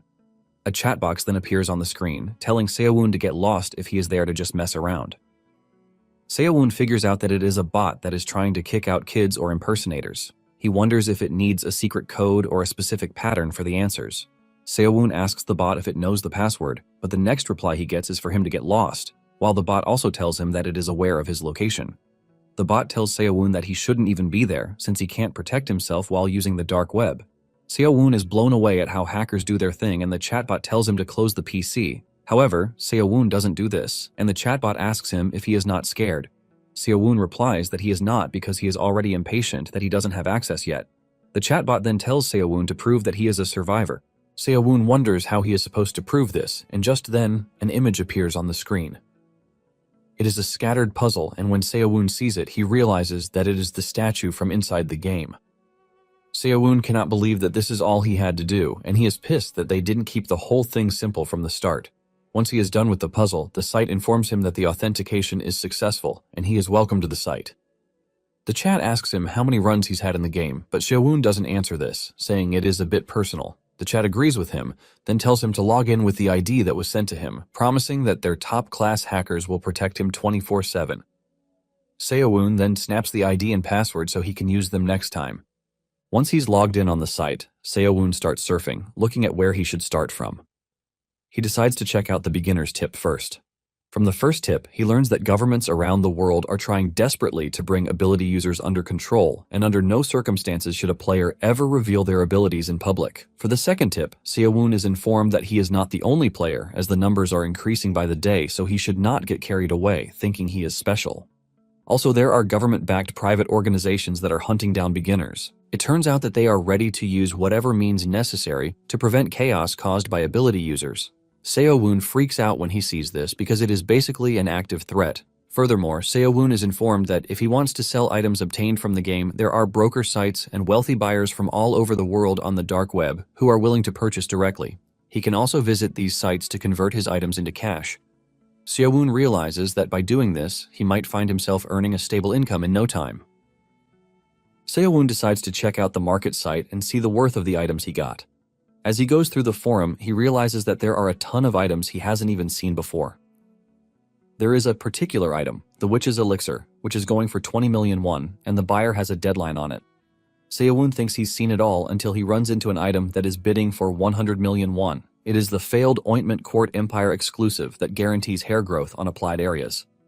Seowoon decides to keep this in mind just in case. As he goes through the forum, he finally understands why they are obsessed with run counts. There are also bodyguard requests on the forum where players with more than 10 runs earn millions monthly, and those with over 30 runs can name their own price. Basically, more run count means higher status. After browsing for a while, he suddenly stumbled upon an article talking about a 13th run hybrid mage who was beaten by a second run player. He checks the author and realizes that it was produced by someone named the High School Mage. Those who are reading the article don't want to believe this, and they start saying trash about Seowoon. Seowoon then decides to chat the guy up since it appears that he is active on the forum. The dude responds and asks Seowoon if it is true that it was the second run, and he says yes. Seowoon is forced to ask him if it is that big a deal that he is on the second run. Ren replies that it is a big deal, since it is not normal for a player to be overpowered like him just after 2 runs. Ren says he actually thought Seowoon was a fixed player, and Seowoon asks him what a fixed player is.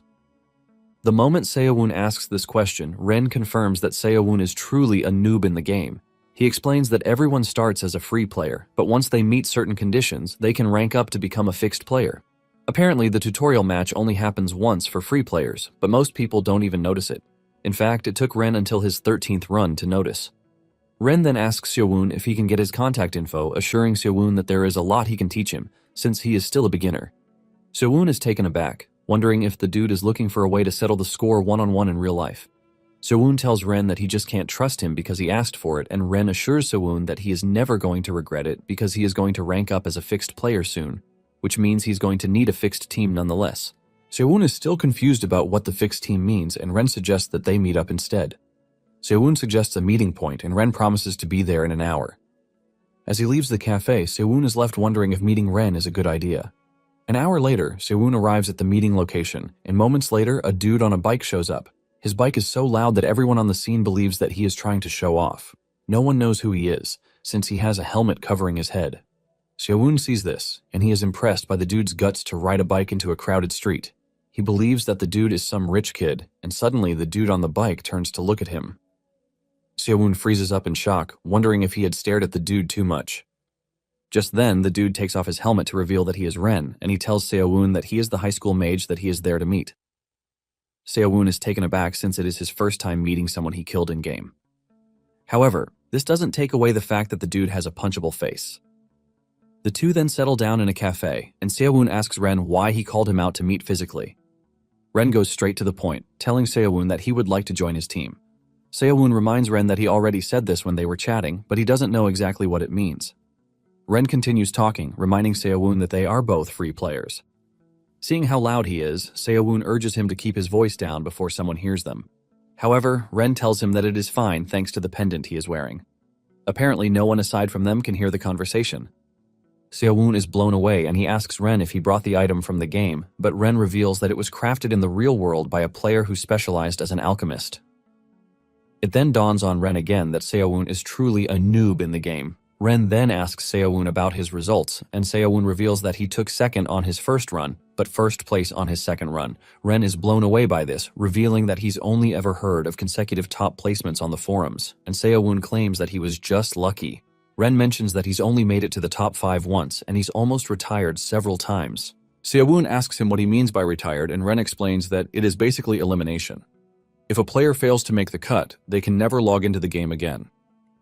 Ren then suggests that they put this aside first, as he is more interested in the two of them forming a team. Seowon asks him if one cannot form a team unless they are a fixed player, and Ren says one can form a fixed party of up to 8 people. Apparently, the group will be able to join the same game regardless of where each individual lives. Seowon asks him if what he is saying is that he wants to play with him, and Ren confirms this. After a long conversation, the two decide to call it a day.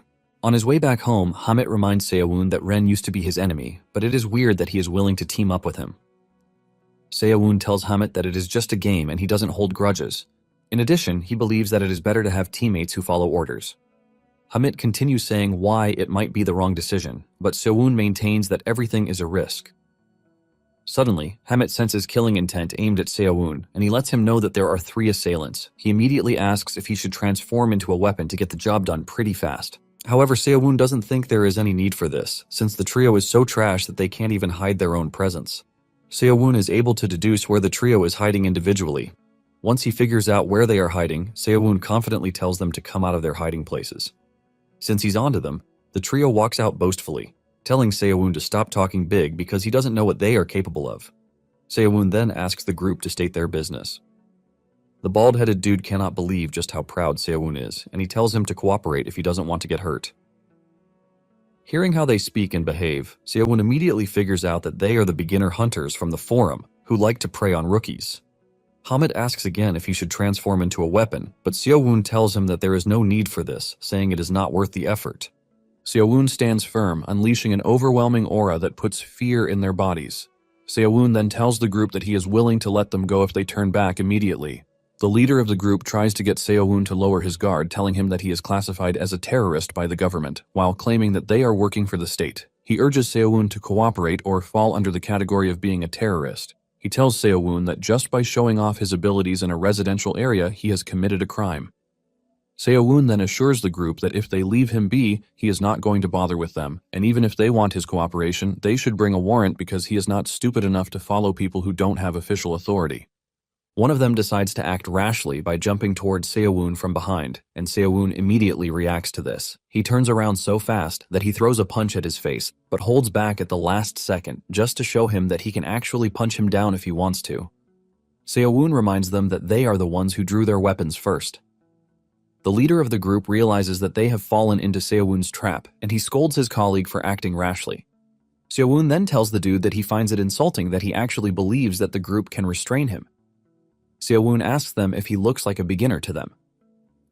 Suddenly, they see Seowon clones surrounding them, and this is when the trio realizes that things are more serious than they thought. The information they heard was that Seowon was a solo player and not any information about him having allies. Seowon then tells them never to get involved with him again, assuring them that if they leave him alone, he is also going to stay away from them. Before leaving, Seowon tells them that they should properly gauge their opponent's strength next time. One of the men asks the leader if they should track Seowon down, but the leader tells them not to be stupid and provokes Seowon unnecessarily. The dude believes that it is better to leave Seowon alone in the meantime. Hamet, on the other hand, also asks Seowon if it would not be better to just kill the group to avoid trouble in the future, but Seowon tells him that this is basically a crime in his world. After he gets home, Seowon starts to wonder if it is time for him to move. He is also confused because he doesn't even know how they were able to pick up his trail. He wants to believe that they did so because he sold the necklace at the pawn shop. He then decides that he is just going to show the group who they are dealing with if they ever come after him again. However, after his meeting with Ren, Seowon has been able to confirm that for someone who is on his second run, he is insanely strong. In fact, the coins he's earned surpassed even those of veterans who are on their 20th or 30th run. Seowon then vows to use the coins to get stronger so he can stay at the top. Seowon figures out that Cloyd's survival and reality aren't that different. Seowon ends up meditating and cultivating throughout the night, and only stops when he realizes that it was already morning.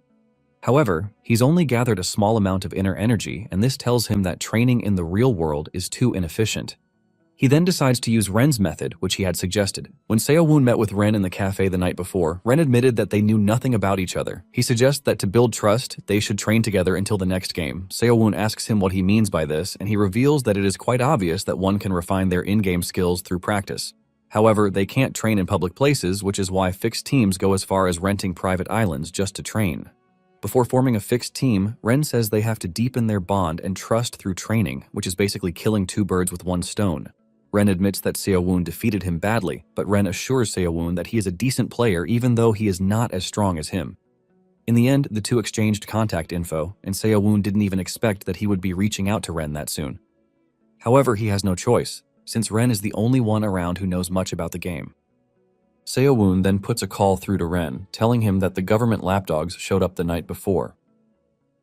Ren is surprised that it is only Seowon's second run, but he already has hunters on him. Seowon asks him if this isn't the normal thing, and Ren says it is not. He asks Seowon if he's done anything unusual. Seowon reveals that he sold Escrow's necklace at a pawn shop, and Ren admits that it is a good deal for money, saying he brings one back on every run. Seowon asks him how he deals with it so that it doesn't get traced back to him, and Ren reveals that he melts it and sells it. Seowon is surprised to hear this, and he realizes that Ren has some shady tricks up his sleeve. Ren assures Seowon that he can help him lay low if that is what he wants. Ren mentions that he is good at avoiding tracking and using proxy accounts. Basically, he was a well-known hacker on the dark web before he was invited to Cloyd's survival. Seowon is shocked to hear this, and it just shows how crazy Ren is in the dark world. Seowon then asks him when they can start training, and Ren suggests that they start the next day. The next day, Seowon waits at the stop where Ren told him to wait.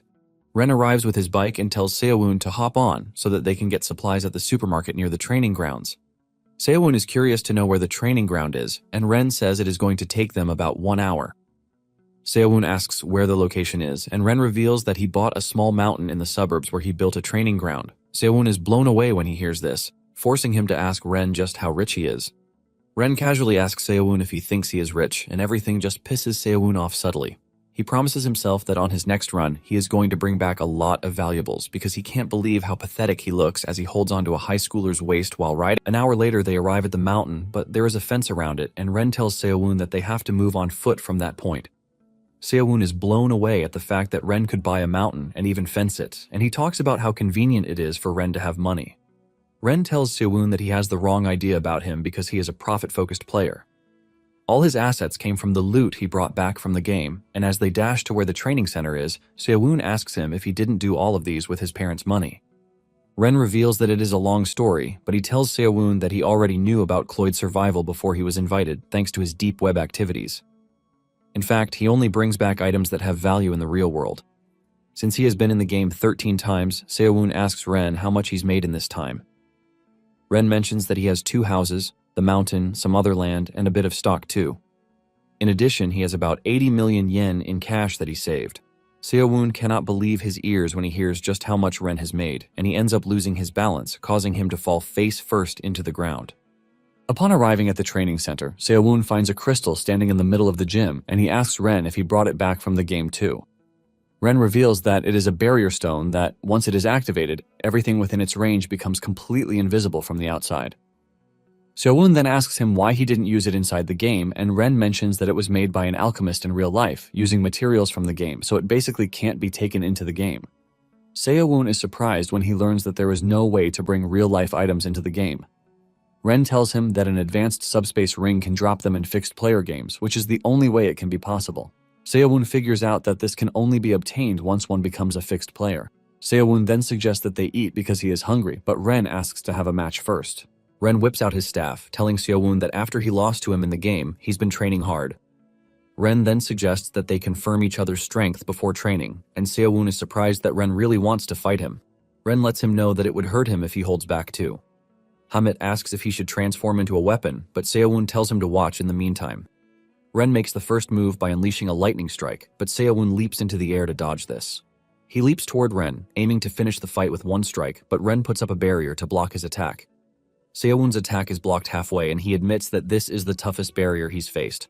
Ren smiles, revealing that barrier strength scales with magic power, so there is no way it is going to break easily. Seo-woon leaps backward, admitting that Ren has gotten a lot stronger in a short time.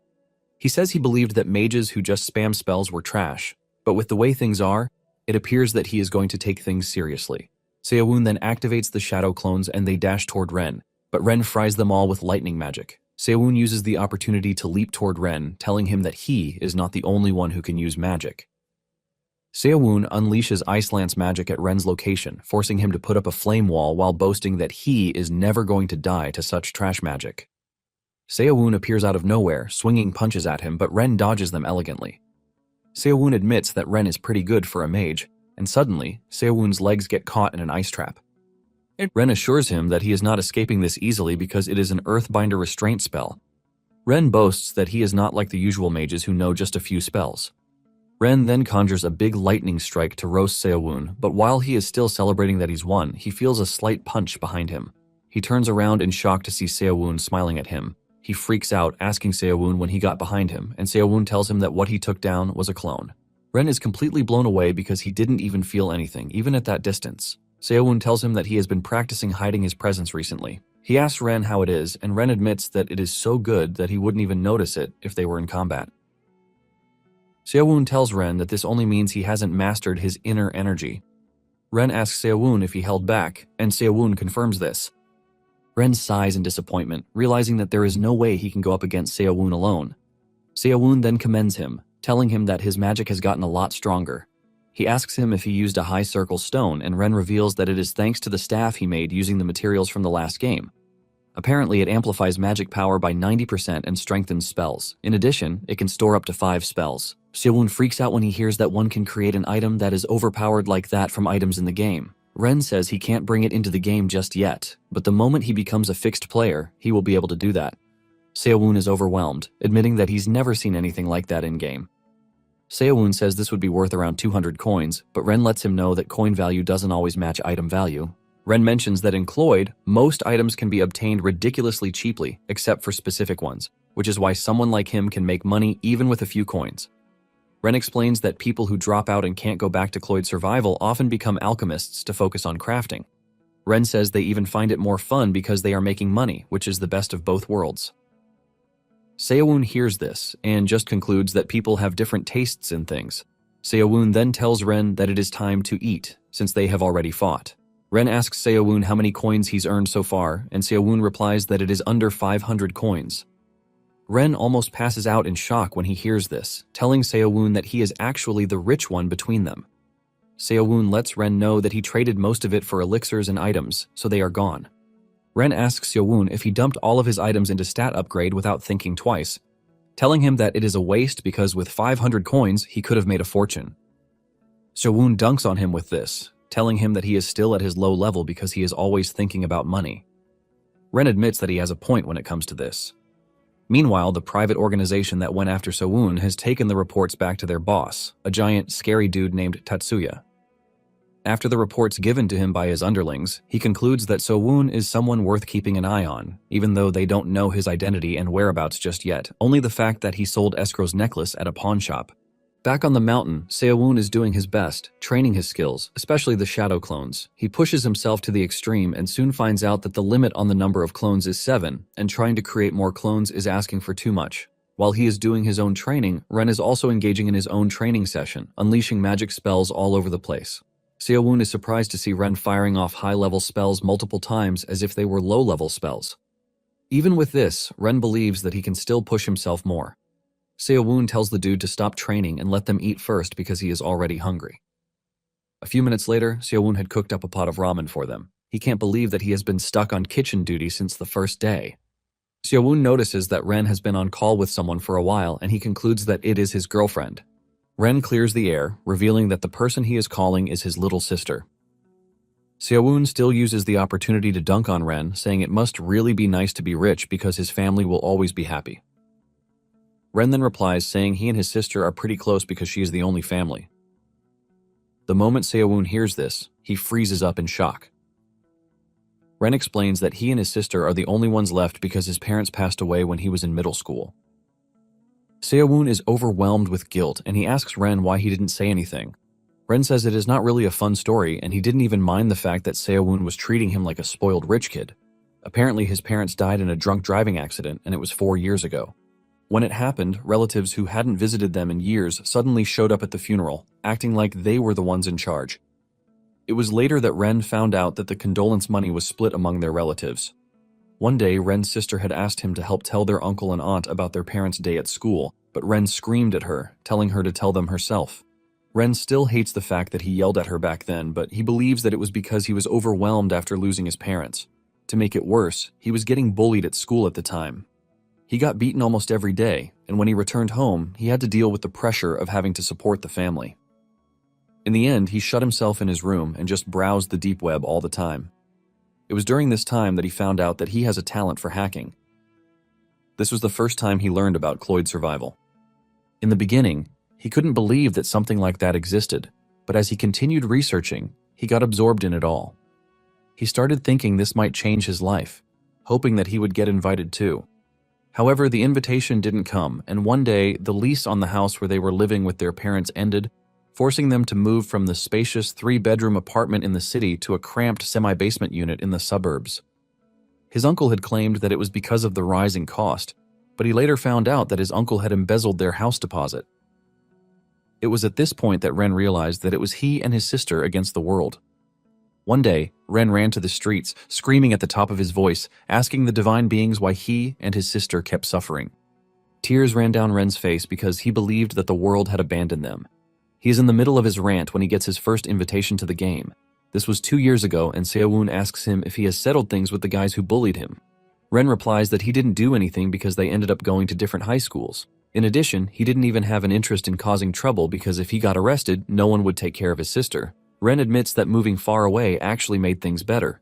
Deep down, Seo-woon knows that things didn't get better just because Ren moved away, but because he actually started taking care of himself. Seo-woon then asks Ren if it is okay to have left his sister at home alone for a month. Ren reveals that she is staying with their aunt, who is like their mother figure. Since she is on a long break at the moment, she is helping out at their orchard. After the whole story, Seo-woon suggests that they return to training. Some weeks later, at the National Security Department, the administrative department manager, Naruse, is seen yelling at her junior colleagues for going after ability users without proper authority, saying this will only give the ability users more reason to join the resistance. The field operative claims that they are only following orders from the top, but this pisses off Naruse, and she punches the table. She tells the dude that withholding reports is basically a way of undermining her authority. The operative still tries to play the card that the report got delayed, but this causes Naruse to angrily smash the table with one punch. Fear grips the dude and he crashes to the ground as Naruse walks toward him, asking him if he is trying to call her a fool. The other operatives figure out that the department head is bypassing Naruse to use the private organization to deal with the ability users, which is why Naruse is pissed. Apparently Naruse is supposed to be at the top at this point, but she was demoted because she became an ability user, forcing her to work alongside low-level operatives. Naruse angrily walks out of her office, telling the staff that a disciplinary hearing is going to be held. He also tells the lead operative, Yoshida, that he has been suspended from all duties until a decision is made. Naruse returns to her office to think about the whole situation, and she concludes that the upper management is planting spies to monitor her. She is left wondering how long they plan to keep up the ridiculous farce. Naruse is left isolated in the organization thanks to the fact that she is an ability user and her opinions don't even count to her boss. Meanwhile, it is now the 23rd day of training on the mountain, and the two have gotten accustomed to training together. Even Seo-woon commends Ren, telling him that he has gotten a lot better over the past couple of weeks. However, Ren still finds himself losing to Seo-woon no matter what he does. However, Seo-woon lets him know that he's grown well enough without having to rely on the staff. It turns out that Seo-woon has also gotten stronger, and he can now create up to 8 clones. Seo-woon suggests that they eat before they finally leave the mountain. Ren is forced to ask Seo-woon if what he eats every day is ramen, and Seo-woon mentions that he missed it when he was back in the game. Ren admits that it is better than jerky, and Seo-woon confirms this, saying that once eggs are added to it, it becomes a complete meal. Seo-woon then says it is pretty weird that he built muscle just from eating ramen, and Ren reveals that there is something he heard. Apparently, those who master inner energy gain muscle much more easily than normal people, and their physical abilities improve too. Seo-woon is shocked to learn that there is research on this. Seo-woon reminds Ren that by the time they return, it will be a new semester, and Ren replies that he has a pile of work waiting for him at his company. Basically, he left everything unattended before coming to the mountain. Even though it is a small operation, it won't run without him, since he is the president. Seo-woon freaks out in shock because he doesn't expect Ren to have a company, since he is just a high schooler. Ren realizes that he forgot to mention that he runs a small online shop. Ren says he can't just convert items from another world into cash directly, since the amounts are too big, which is why most players set up shell companies. They operate at a loss, but the reward from Cloyd more than makes up for the loss. Ren tells Seo-woon to think about it if he ever has trouble handling large amounts of money. Seo-woon is blown away, and he admits that the more he learns about Ren, the more he realizes just how sharp he is. Just then, Ren tells Seo-woon that he has already helped him to prepare a new place, and his stuff has been moved in. Seo-woon is blown away again, asking Ren why he did it without asking him because he is pretty sure that it must have cost a fortune. Ren reveals that the area might not be the safest, but it is a spacious 3-bedroom, and the deposit on the house was 20 million yen. Ren tells Seo-woon that he can't afford for Seo-woon's identity to be exposed, since they have a lot of people coming after them. Seo-woon asks Ren why he trusts him enough to spend 20 million on him. Seo-woon is blown away by it all, and he tells Ren that he didn't have to stress himself to that point, but Ren tells him that he can consider it a loan that he can pay back later. Seo-woon frantically replies that 20 million is not something one can casually pay back, and Ren says he is pretty sure that Seo-woon can earn that back in the next game. After they are done eating, the two then pack their stuff to leave. With this, their 3-week training camp came to an end, and Seo-woon realized that things had been good for him since he got invited into the game, from living in a trash 1-bedroom apartment to moving into a nice 3-bedroom apartment. Upon entering the apartment, Seo-woon admits that it is bigger than he expected, and Ren says it is only because there is no furniture inside yet. Ren asks him if he doesn't like this, but Seo-woon assures him that he does, but he is just blown away because it feels bigger than his old home. Ren then tells Seo-woon that, as a housewarming gift, he is going to get him 1 appliance. Seo-woon is blown away by this because Ren just dropped a 20 million debt on him, and he is still talking about buying him stuff. Nonetheless, he thanks him for everything so far, and he tells him to go meet his sister because he's helped him really well. After Ren's departure, Hamit finally surfaces, asking Seo-woon why he had to seal him away for a whole month. Seo-woon tells him that he had to train without him, and Hamit expresses his surprise that Seo-woon's living conditions have changed in a month. Seo-woon tells him that it is a long story, and he sits down to sort the items he can sell to get things in the house. Suddenly, he feels a strange presence in the distance. He looks out the window to see a burning apartment building, and he figures out that a player is behind it. Seo-woon figures out that there is a player who likes making a scene, and he can't believe that he just moved into the neighborhood for someone to cause chaos. Just then, he hears a knock on the door, and he panics because Ren should be the only one who knows where he lives. He cautiously walks to the door, and when he opens it, he is surprised to see that it is the police. The officer tells Seo-woon that they are evacuating residents because there is a large fire in the building across the street. Seo-woon has no choice but to follow instructions while wondering who the hell is causing all the trouble. Seo-woon joins the other residents outside the building, and before he knows it, the fire has gotten even bigger. Seo-woon immediately senses 8 presences, and it appears that they are all hunting something. Seo-woon then decides to go check out whoever their target is. Meanwhile, a lady is seen fighting off a bunch of guys. It appears that she is a mage who is an ability user. She tells the men to back off, saying they are the ones who picked a fight first because she was just living quietly. Watching from a distance with the cloak of hiding, Seo-woon can see that the lady is already exhausted. Just then, the men jump her at once, and even the lady knows that there is nothing she can do. Just as they are about to overwhelm her, they get caught by ice binds. It turns out that Seo-woon was the one who cast the spell, and he is surprised that the ice lance can be used as a restraining spell. They turn around to see Seo-woon behind them, and they ask him who he is, but he replies that they don't have to know this. The men immediately assume that Seo-woon is the lady's ally. Seo-woon condemns their way of doing things, saying it is pathetic that they are jumping a poor lady. The team freaks out, screaming that they are being ambushed. They try to put together a counter-strike, but before they know it, Seo-woon has started knocking them to the ground. After beating up a bunch, the lady asks Seo-woon which organization he belongs to, and Seo-woon also tells her that there is no need for her to know. Just then, the men whip out weapons, lunging towards Seo-woon and the lady, aiming to subdue them. Instead of running away, the lady decides to face them, and Seo-woon is surprised that after he went through the pain of creating an opening for her, she stood back to fight. Seo-woon tells the lady that her situational awareness is trash, even though he doesn't know how many runs she's had. The lady unleashes a powerful fire attack that forces the men to retreat. However, they regroup again, telling the lady not to underestimate Stockpile because they have handled players who are even more powerful than her.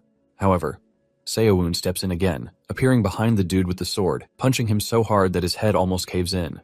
This leaves the lady wondering just who Seo-woon is.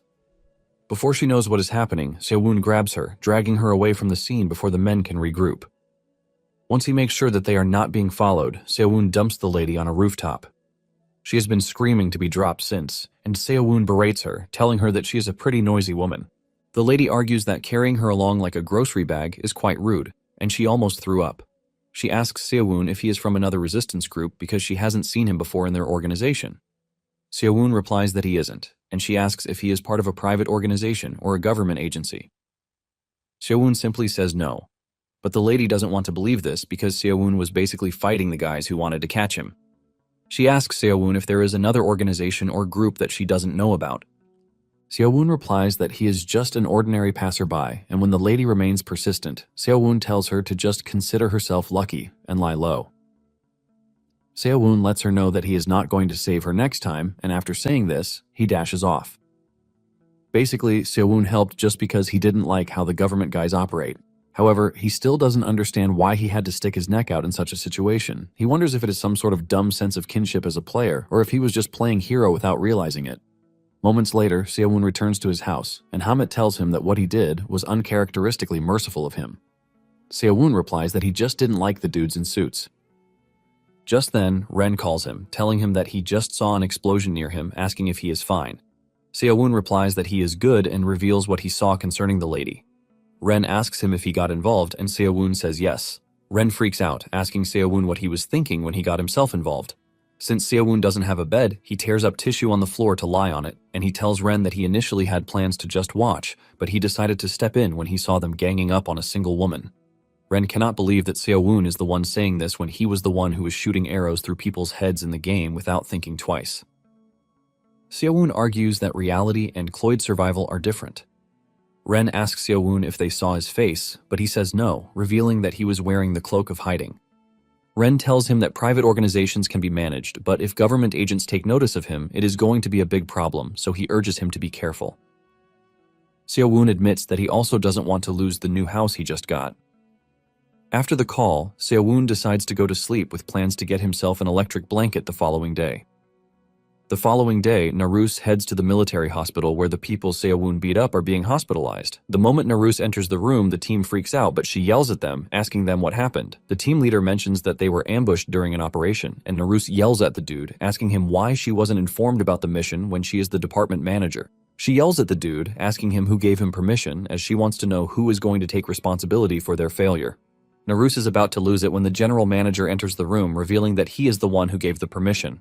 Naruse asks him what authority he has to have approved a mission without her consent, and the man claims the intel came in late, so they had to act on it immediately. Naruse asks him if he is going to be the one to take responsibility for the failure, and the man assures her that this has already been decided. He tells Naruse that she has nothing to worry about because he has smoothed things over with the higher-ups. The man continues saying trash, saying failures are also a part of the job, so Naruse should adjust to how things are in the field. The man then turns to the operatives, telling them to all get better quickly so that they can all support Naruse. After his short and annoying explanation, the man tells Naruse that she is leaving. Naruse then tells the team leader to submit his report once he is discharged. Some days later, Seo-woon meets with Ren, and Ren asks him if anything has changed since the day he helped the lady. Seo-woon asks him if he is there to lecture him, but Ren tells him that he is just worried because he keeps doing reckless things. While Ren is busy yelling, Seo-woon is focused on his nice necklace, as he thinks of getting one too. Seo-woon then tells Ren that he later went to the convenience store, and the government agents are all over the place. However, it appears that they have not figured out his identity yet. In addition, he is pretty sure that they are looking for the lady he saved, not him. Seo-woon believes that being in the area is actually safer, since hiding in plain sight is the best way to go about the whole situation. Seo-woon then asks Ren what stockpile means because the operatives called themselves stockpile. Ren replies that it is not really a big deal, but stockpile refers to ordinary people who gain abilities through items instead of being players. They basically do not level up through the system, so it is not that efficient, but they are still pretty strong for regular people. Seo-woon's phone then rings and Seo-woon picks it up without even knowing who it is. It is after the dude on the other end started screaming at him that he realizes that it is his friend, Junpei. Junpei tells Seo-woon that the next day is Naoki's birthday and he has rented a place, so he wants them to go there together. It is at this moment that it finally dawns on Seo-woon that he has gotten so absorbed in Cloyd that he has totally forgotten about his real life. Seo-woon admits that he totally forgot, and Junpei reveals that he wanted to wait till the next day, but knows it would be a disaster. Junpei then tells Seo-woon to send his address so he can pick him up the next day. Seo-woon asks if it is compulsory for him to go, and his friend admits that Naoki is annoying, but this doesn't mean they don't have to celebrate him. Seo-woon is still arguing when his friend reveals that Mina is also coming to the birthday event. Apparently, Seo-woon met Mina during his first year of high school, and they were part of the same social circle. Thanks to this, they gradually became friends, but Seo-woon had fallen in love with her at first sight. He even begged his friends to help him spend more time with Mina.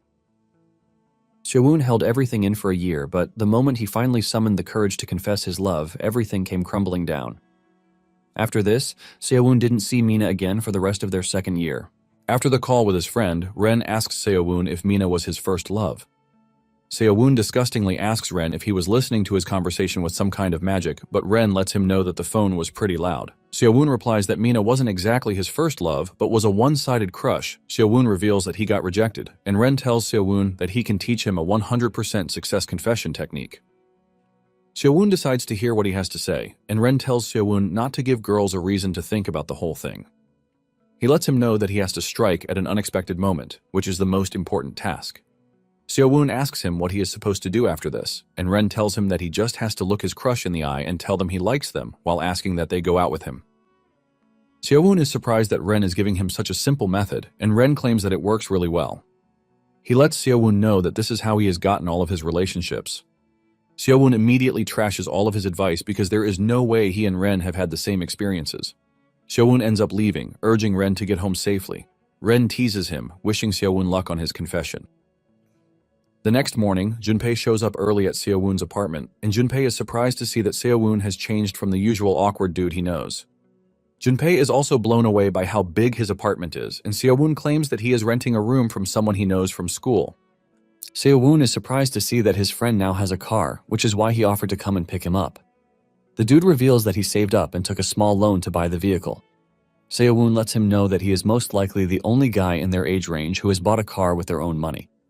Apparently, Junpei got a job right after high school, and even though it was tough at first, he is now working at a stable, small to mid-sized company. As they enter the car, Seo-woon asks Junpei where Naoki made the reservation, and he replies that it is a high-end yakiniku place. He asks Seo-woon if he brought a gift, and Seo-woon tells him that he is just going to give the dude a gift card or something. Shortly afterward, they arrive at the birthday location, and Seo-woon is blown away by how expensive the place is. He asks if Naoki will be paying, and Junpei says Naoki just wants to show off his money.